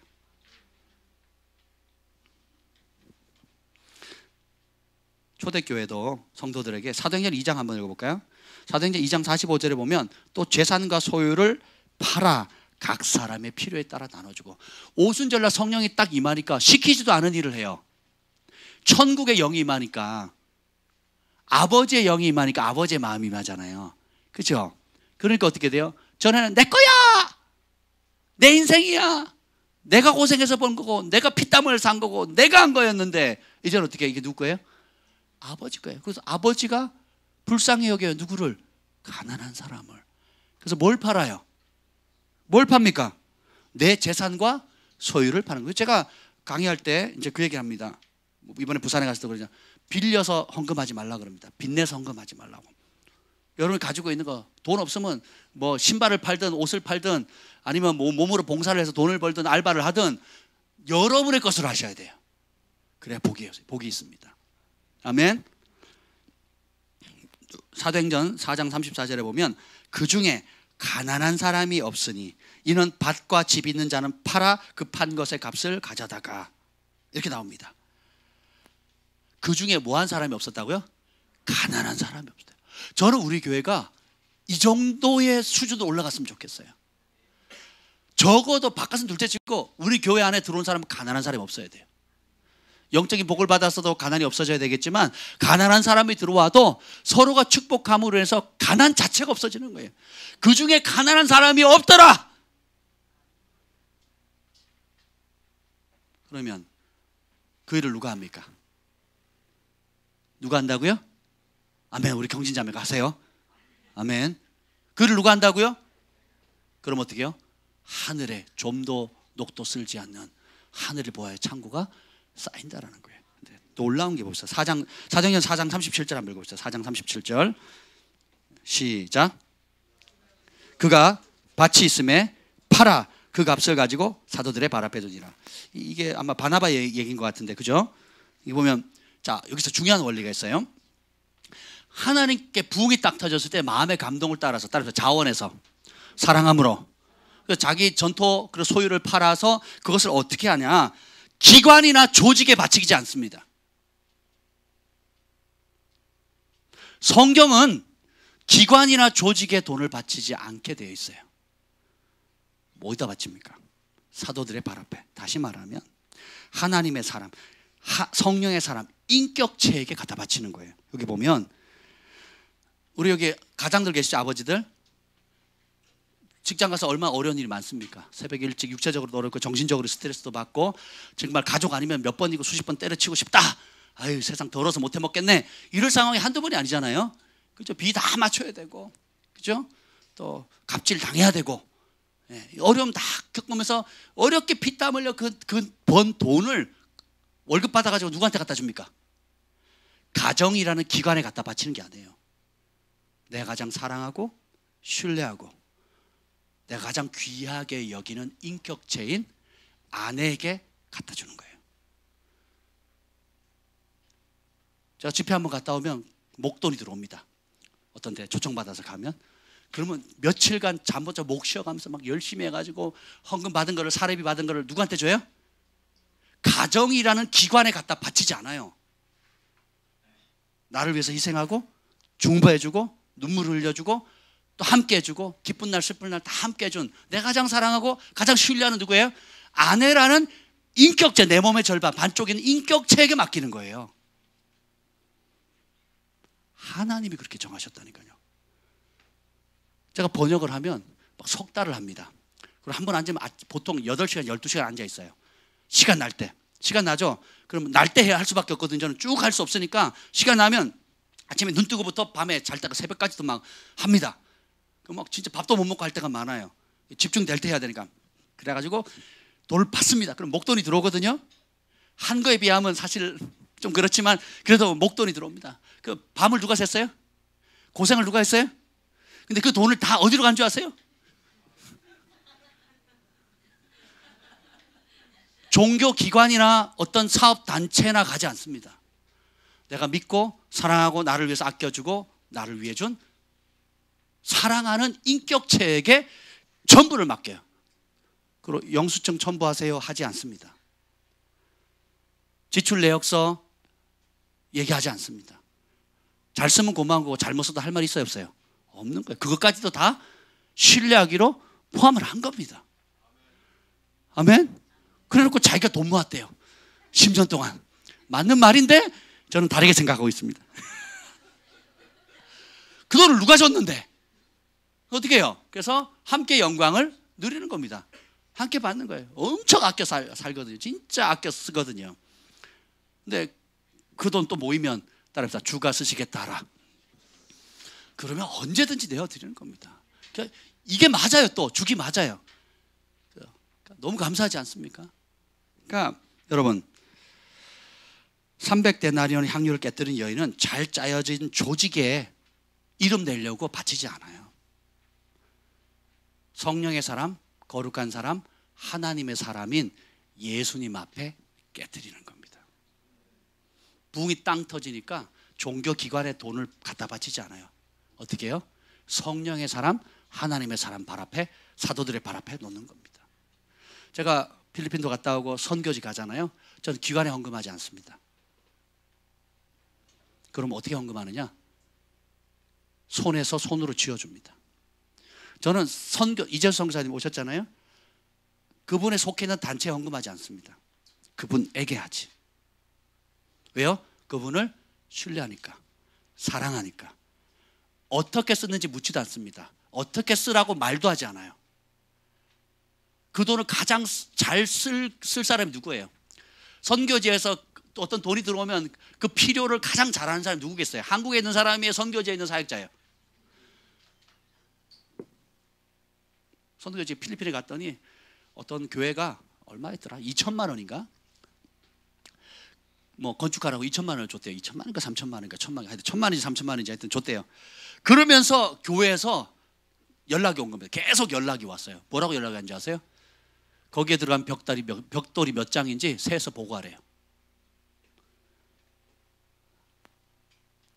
조종의 영이거든요. 이게 종교의 영입니다. 그럴 거면 하지 마세요.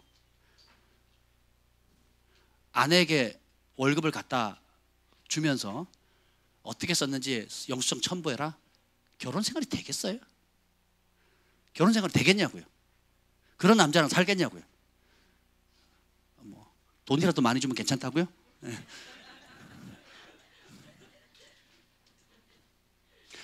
단체를 보고 후원하는 게 아니에요. 그래서 저는 어떻게 하냐? 불편하더라도 인격적인 만남과 교제를 갖습니다. 돈을 들여서 시간을 들여서 항공비를 들여서 갑니다. 신뢰가 되죠? 묻지 않습니다. 묻지도 않고 따지지도 않고 그냥 심는 거예요. 여러분 지난 금요일 날 헌금을 많이 해주셔서 또 귀한 헌금을 전달했습니다. 그리고 또 앞으로도 이번 추수감사절이죠. 11월 18일 그 셋째 주 주일날에도 우리가 한 해 돌이켜보면서 하나님께 감사한 것들 정말 힘을 다해서 고린도 교회가 마게도니아 교회가 정말 가난에 찌들어 어려웠지만 힘에 넘치도록 함으로 해서 그걸 가지고 다른 나라 다른 지역에 있는 가난한 사람들 도왔거든요. 예, 우리는 다 아무리 다 여러분 안 어려우신 분 손 들어보세요. 난 삶이 안 어렵다. 아무도 없어요. 근데 그 어려움이라는 게 다 상대적이거든요. 상대적이에요. 새끼밥 먹으면 여러분은 복 받은 겁니다. 근데 새끼밥 더 먹어가지고 지금 살 빼는 약 먹고 있다, 다이어트 중이다, 그럼 회개하셔야 되는 거예요. 아멘. 그 뭐야? 그러면 내가 남는다는 거거든요. 성경에는 뭐냐면 입을 옷, 먹을 양식, 누울 곳이 있으면 돼요. 그러면 하나님께 복을 받은 겁니다, 여러분이. 그 외에는 뭐냐? 옵션이에요. 있으면 좋고 없어도 돼. 나머지는 어떻게 해요? 그 나머지를 가지고 어떻게 해요? 나누는 삶 살라는 겁니다. 오늘 보면 계속 나눠서 소유를 팔아 나누거든요. 그래서 저는 선교 단체에 심지 않고 내가 신뢰하는 그분을 심어요. 그래서 필리핀 갔을 때도 그 목사님에게 제가 자꾸 선교사님 두 분에게 뭐라고 하는지 아세요? 교단으로 헌금하면 됩니다 그랬어요. 저보고. 압니다. 저는 그렇게 안 합니다 그랬어요. 교단으로 보내면 선교사님 계좌가 있어요. 그럼 거기서 보내주거든요. 수수료를 팍팍 띱니다. 그리고 정치적 압력을 가요. 고생은 누가 하는데? 선교사님이 하는데 그 중간에서 쥐고 있어. 목줄 딱 쥐고 있습니다. 그리고 선교사님들이 제2국에 있는 어떤 선교사님도 교단 소속인데 지금 막 추방을 계속 하잖아요. 추방을 하니까 그래서 재정적 10년, 20년, 30년 쌓아놓은 집, 뭐 건물들, 뭐 자동차, 뭐 다 있잖아요. 그 사역할 때 도구들 다 잃고 나가야 되거든요. 그리고 또 소송까지 걸리면 법적 소송까지 걸리면 이게 굉장히 복잡해지거든요. 그래서 교단에다가 그걸 재정적으로 후원해 줄 수 있냐 그랬더니 뭐라 그런지 아세요? 그 문제는 스스로 알아서 하십시오. 제가 남의 얘기지만 진리더라고요. 종교라는 게 그래요. 교단이 다 나쁜 거 하는 거 아니지만 그럼에도 불구하고 스스로 받을 거 다 먹고 그걸로 생활하거든요. 교단에서는 교단 선교국이나 뭐 총회본부나 다 그걸 해요. 그걸 하고는 어떻게 돼요? 진짜 도움이 필요할 때는 알아서 하래요. 알아서. 그게 단순히 그런 법적인 문제뿐만 아니라 감옥에 갔을 때도 뭐 할 때도 똑같아요. 다 똑같습니다. 수수료만 내라는 거예요. 수수료만. 그래서 저는 제가 정했던 원칙이에요. 김 목사님도 무슨 단체에서 보내자고 그랬어요. 물론 신뢰할 수 있는 좋은 단체이긴 하지만 제가 그렇게 하지 말자 그랬어요. 그건 방법이 아니다. 그럼 뭐냐? 차라리 우리 중고등부 보내요. 거기 후원금 손에 쥐어가지고 보내면 됩니다. 네. 우리 청년들 뭐 선교에 있다 그러면 그 후원금 우리가 모아가지고 쥐어서 보내면 됩니다. 네. 그렇게 하면 돼요. 그리고 그 하나님께서 이 시대에 쓰는 귀한 사람을 알아보고 그 사람에게 심는 것이 귀한 거예요. 가난한 사람 어떻게 도우면 됩니까? 그 가난한 사람을 도와야 되지 조직에 가다가 도우면 안 돼요. 물론 깨끗하고 선하게 하는 분들도 있지만 할 수 있다면 그렇게 하는 겁니다. 저는 그렇게 정했어요. 특별한 어떤 상황이 아닌 이상은 단체로, 그러니까 어떤 뭐 법인, 단체 이런 데로 갈 일은 아마 거의 없을 겁니다. 물론 상황이 어쩔 수 없으면 그렇게 하겠지만 그런 상황이다. 기본 원칙은 뭐냐? 인격체에게 가야 돼요. 성령 충만한 사역자에게, 또 정말 어려운 가난한 극빈자에게 가야 돼요. 그리고 아픈 사람, 병든 사람, 병원비가 모자라는 사람들, 외로운 사람들, 먹을거리가 없는 사람, 그 사람에게 가야 되는 거지 인격체에게 가야 되는 거지 단체에 가면 안 돼요. 그래서 왜 이 초대교회 부흥이 터졌을 때 그 중에 가난한 자가 없을 정도로 천문학적인 돈이 들어왔거든요. 천문학적인 돈을 누구에게 맡겨요? 사도들의 발 앞에 두거든요. 성령 충만한 말씀의 은혜를 끼친 사람, 하나님을 사랑하는 사람, 자신의 삶을 전부를 드린 사람. 교회 재정은요, 자신의 삶을 전부를 드린 사람만 관리하게 돼 있어요. 믿음 좋은 장로님, 믿음 좋은 권사님이 하는 게 아닙니다. 교회 재정은 자신의 전 생애를 하나님께 전부로 드린 사람만이 할 수 있어요. 왜 아버지들이 남편이 피땀 흘려 흘린 돈을 다른 사람에게 맡기지 않고 다른 무슨 세무사나 회계사에게 맡기지 않고 아내에게 맡깁니까? 전적으로 신뢰할 수 있는 유일한 사람이거든요. 내 몸의 반쪽이거든요. 내 몸이거든요. 그렇지 않습니까? 하나님 그렇게 정하신 거예요. 원리가. 자녀에게 줄 때나 아내에게 줄 때 혹은 남편에게 줄 때 묻지 않습니다. 어떻게 쓸 건지. 이미 생각 다 한 거예요. 그리고 이 금액이 필요하다면 그냥 주는 겁니다. 하나님 나라는 사랑으로 움직이는 나라예요. 신뢰로 움직이는 나라입니다. 아나니아 삽비라 이야기 빼놓을 수가 없죠. 사도행전 5장에 나오는데 팔았어요. 소유를 팔았습니다. 그리고 어떻게 그 값 얼마를 감춰요. 아까 옷 입을 때 섞으면 색깔 섞으면 돼요, 안 돼요? 그러니까 팔았는데 섞어요. 그래가지고 어떻게 해요? 현금으로 현찰로 보니까 우와 이렇게 되는 겁니다. 우와 현찰의 힘이에요. 그래서 그 아내도 알았어요. 감춘 거를. 근데 얼마 가져다가 사도들의 발 앞에 얼마만 가져다가 사도들의 발 앞에 줬어요.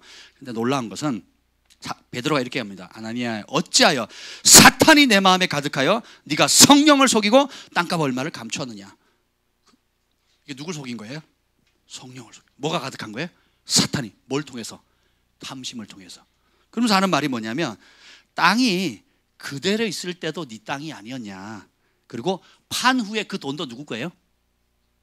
내 거인 거예요. 내 거. 그렇죠? 그리고 사도들 앞에 내가 얼마 내겠습니다 한 적도 없어요. 근데 왜 그러냐? 사람들 앞에 따라합니다. 사람 앞에, 지도자 앞에 인정받으려 했다. 그러니까 어떻게 탐심이 들어오거든요. 그러니까 안 할 수는 없고 하자니 아깝고, 근데 한 티는 내야 되겠고 인정은 받아야 되겠고, 교회 분위기가 전부 다 땅 팔고 집 팔고 자기 소유 팔아가지고 가난한 사람 도와주는 분위기예요. 할렐루야. 그러니까 나도 한 자리 해야 되잖아요. 나도 한 영향을 끼쳐야 되잖아요. 나도 체면 유지해야 되잖아요. 이게 오늘날 교회나 결혼식이나 장례식에 만연해 있는 겁니다. 근데 보면 오히려 아나니아 삽비라가 제가 이만큼 했는데 사실은 다 드리고 싶지만 저희가 상황이 이래서 요만큼은 저희가 우리 가족을 위해서 혹은 자녀를 위해서 썼으면 좋겠습니다. 그랬으면 누가 뭐라 그랬겠냐고요. 그죠? 근데 어떻게 해요? 다 판 것처럼, 그리고 이게 전부인 것처럼 얘기를 하는 거예요. 왜요?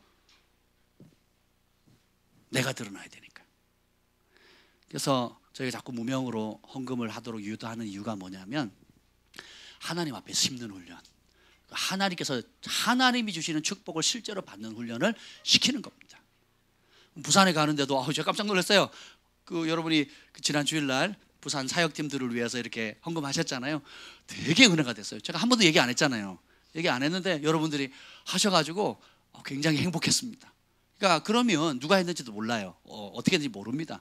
그래서 소액부터 시작해서 어느 정도 돈까지도 하셨는데 되게 감동이 되는 거예요. 그래서 서로가 서로를 향해서 그렇게 이름 없이 빚도 없이 섬기고, 필요를 따라 기쁜 일 어려운 상황에 따라서 섬길 수 있는 것이 문화가 되면 천국이 따로 없죠. 그래서 이 단계를 뛰어넘어서 여러분이 복을 받으셔서 하나님 앞에 어떻게 해요? 적어도 저희 글파에 오는 사람들은 그 중에 가난한 자가 없도록 만드는 겁니다. 그 정도로 심어야 되고 그 정도로 나눌 수 있는 축복을 받으셔야 돼요. 그리고 그것을 넘어서서 어떻게 해요? 도시를 먹이고 국가를 살리고 열방을 축복하는 그런 단계, 그런 도구가 돼야 되는 거예요. 그런 사업이 되셔야 되고 그런 비전을 가지셔야 돼요. 그냥 근근히 우리 가족 먹고 살고 그냥 뭐 제가 그랬잖아요. 뭐라고 하죠? 우리 국가에서 지원해 주는 거, 자녀 장려금, 무슨 장려금 있잖아요. 무슨 근로장려금, 또 뭐 자녀 장려금 나오잖아요. 그러면 그게 받으면 기분 좋죠. 받아보신 분만 아멘. 자녀가 없으시군요. 되게 기분 좋았어요. 근데 안 받아야 기분이 더 좋아야 됩니다. 안 받아야 더 기분이 좋으셔야 돼요. 또 국가에서 주는 무슨 아파트, 뭐 영세 아파트, 무슨 아파트 이런 거 있잖아요. 받으면 좋아요. 근데 거기서 계속 사실 거예요? 물론 이제 소소하게 만족을 갖고 사셔도 됩니다. 근데 내가 하나님께서 주시는 복을 받아서 다음 단계로 뛰어나서 다른 사람을 축복하는 관계로 가야 되거든요. 저 장모님도 지금 신청해가지고 아마 이제 찾고 있죠? 됐어요? 되셨대요. 장모님 따로 계시거든요. 이제 따로 계시는데 너무 잘 되셨어. 그래서 따로 이렇게 하시는데 본인도 행복해하시고 우리도 너무 행복해요. 그래서 이제 한 주에 한 번씩 저희 집에 오셔가지고 아이들하고 놀고 가시는데 좋습니다. 그런 혜택은 받아야죠. 그러나 거기에 안주해서는 안 된다는 겁니다. 이해가 되시죠? 예. 그래서 여러분 여기 보면 사람에게 거짓말하는 거 아니고 하나님께 했다 하면서 이 말, 혼이 떠나니까 이 말을 듣는 사람이 다 크게 두려워하는데, 따라합시다. 인색함은 사랑의 부족이다. 인색함은 신뢰의 결핍이다. 그러니까 인색하게 돕고 인색하게 헌금하고 인색하게 밥 사고 인색하게, 그러니까 내가 인색한지도 몰라요, 사람들은. 그러니까 남들은 인색하다고 다 아는데 본인은 뭐라고 생각하는 줄 아세요? 검소하다고 생각해요. 우리 김 목사님 보면 자신에 대해서는 굉장히 검소합니다. 제가 20년을 살펴봤잖아요. 자신에 대해서는 굉장히 검소해요. 그런데 하나님 나라와 다른 사람에 대해서는 굉장히 후합니다. 관대합니다. 좀 심하다 싶을 정도로 모아요. 그럼 모으면 때가 되죠. 그럼 하나님께서 어떤 감동을 주시는 타이밍이 있어요. 그러면 5년, 10년을 모아놓았던 적금과 돈을 한 번에 하나님 나라를 위해서 심어요. 여러 번 봤어요. 옆에서 보면 제가 막 신뢰가 가겠어요, 안 가겠어요? 그간에 잔소리 들었던 거, 내가 뭐 달라 그러면 막 뭐라 그랬거든요. 그게 이제 한 큐에 그냥 싹 사라지는 거죠. 그렇지, 그래, 맞아. 당신은 큰 일에 돈 쓰고 나는 소소한 일에 쓸 테니까. 사람마다 다르죠. 그게 크게 한 방을 하든 아니면 일상에 저는 감동 주면 계속 하거든요. 지난번 이렇게 멕시코 갔을 때도 많이 심었습니다. 여러분들이 후원도 해주셨지만 후원이 안 돼도 제가 가지고 있는 내 돈, 내 수중에 있는 거 어느 정도로 심었냐면 선교사님 가정마다 다 심고요. 그리고 어떻게 하냐, 그 아이들 있죠, 자녀들 다 심습니다. 10,000원, 20,000원 심는 게 아니에요. 그 아이들에게는 큰 돈이에요. 그걸 심는 겁니다. 감동 주면 그냥 계속 심는 거예요. 그랬더니 인도에 갔더니 그 인도에 있는 사역자들이 저한테 심더라고요. 할렐루야. 이런 기적이. 그러니까 이거는 뭐냐, 생활의 패턴이 돼야 되는 거예요. 예수님도 구제하는 거를 어떻게 해요? 정기적으로 하셨거든요. 그래서 가룟 유다가 그 전대를 관장했던 이유가 뭐냐면 예수님 가난하지 않으셨어요. 3년 동안 예수님과 그 팀을 빨래도 해주고 먹을 걸 제공해주고 재정적으로 후원해줬던 팀이 있었거든요. 여자들의 고위공직 있었던, 성경에 나옵니다. 그 사람들이 후원했거든요. 바울도 혼자 하지 않아요. 많은 비즈니스 하는 사람들이 죽는 날까지 돕습니다. 각 지역에서. 그래서 어떻게 해요? 그걸 받아서 자기만 쓰는 게 아니라, 그러면 나는 사역자니까, 나는 어려우니까 나는 도움 받아야지, 당연한 거지 라고 생각하면 안 돼요. 그럼 어떻게 해요? 받을 일은 받은 거죠. 나를 축복한 사람 나를 축복하는 것이고, 또 어떻게 해요? 내가, 하나님께서 나를 통해서 축복해야 될 사람들이 허다합니다. 아멘. 그래서 여러분이 받는 것에만 당연하게 생각하셔도 안 되고, 그죠? 예, 그리고 나는 자존심이 있으니까 받지 않겠다라고 생각하는 것도 문제입니다. 그 열등감이거든요. 성경에는 빚을 지래요. 어떤 빚 외에는 지지 말라? 사랑의 빚을 외에는 아무 빚도 지지 말라 그랬는데, 그럼 무슨 빚 지래요? 그러니까 사랑받고 사랑을 베푸는 겁니다. 또 사랑받고 사랑을 베푸는 거예요. 이것이 균형을 이루어야 되는 겁니다. 그래서 사랑을 받지 않아도 될 만큼 부유한 자가 없고, 사랑을 줄 수 없을 만큼 가난한 자도 없다는 겁니다. 그래서 여러분 어떤 위치에 있든지 내가 도움을 받을 수 있지만 동시에 어떻게 해요? 사랑을 베풀 수 있습니다. 하나님 나라는 액수가 아니라 뭐라고요? 퍼센트라 그랬죠. 퍼센트. 그릇대로. 과부는 2랩돈이 전부인 거예요. 여러분의 전부는 무엇입니까? 생각해 보세요. 무엇보다도 내 인생의 전부를 걸 대상을 찾으셨다는 거예요. 그래서 이 전부는 온전한 신뢰의 표현입니다. 그 전부는 온전한 사랑의 표현이에요. 그리고 전부는 내 인생의 목적이 무엇인지를 보여줍니다. 그 목적에 전부를 거는 거거든요. 그리고 전부는 오늘 내가 살아야 할 이유를 보여줘요. 그리고 이 전부는 오늘 내가 죽어야 할 이유를 보여주는 것입니다. 사탄의 미혹은 적당히 믿어도 돼, 꼭 그렇게 별나게 신앙생활을 해야 돼? 라고 얘기를 합니다. 그런데 기억하십시오. 적당히 믿은 사람들 중에 하나님 앞에 존귀하게 쓰인 사람은 아무도 없습니다. 전부, 목숨까지도 조금도 아끼지 않고 남들 보기에는 극단적이라고 할 정도로 주님을 뜨겁게 사랑한 사람들이 이 땅과 천국의 영웅이 되는 거예요. 스미스 위글스워스 말씀을 적당히 믿지 않았어요. 목숨 걸고 믿었습니다. 그렇게 살아냈어요. 믿음의 영웅이 됐죠. 코리 텐붐 여사, 우리 오늘까지 신청하시기 바랍니다. 적당히 용서하거나 사랑한 게 아니라 극단적인 사랑을 하거든요. 바울은 적당히 환영을 받는 곳에 복음을 전하지 않았어요. 자신을 배척하고 돌로 치고 죽이는 사람일지라도 예수님을 모른다면 땅 끝까지 찾아갔거든요. 부르심이 어떠하든 위치가 어떠하든 상관없어요. 아줌마든 주부든 복음 전도자든 사역자든 평신도든 상관없이 전부를 걸 때 그 전부를 거는 자를 통해서 하나님은 이 땅에서 하나님의 축복의 통로로 사용하시고 천국에서 영원히 회자되는 믿음의 영웅들이 되는 겁니다. 하나님은 오늘도 이런 사람을 찾고 계십니다. 이런 사람이 하나님을 기쁘시게 해요. 우리 그 길로 함께 달려갑시다. 주님 감사합니다. 전부를 걸 목적을 찾게 하시고 전부를 걸 대상을 예수님이 얼마나 예수님만이 우리의 전부를 받으실 유일한 가치가 있는 분임을 하나님 알게 하여 주시옵소서. 이제는 우리 주 예수 그리스도의 은혜와 하나님 아버지의 극진하신 사랑과 성령의 감화 감동 충만하심이 오늘도 부분을 드리기를 거절하고 전부를 드리기로 결정하는 글로벌 파이어 교회 위에 열방의 영혼들 위에 영원토록 함께 있을지어다. 아멘.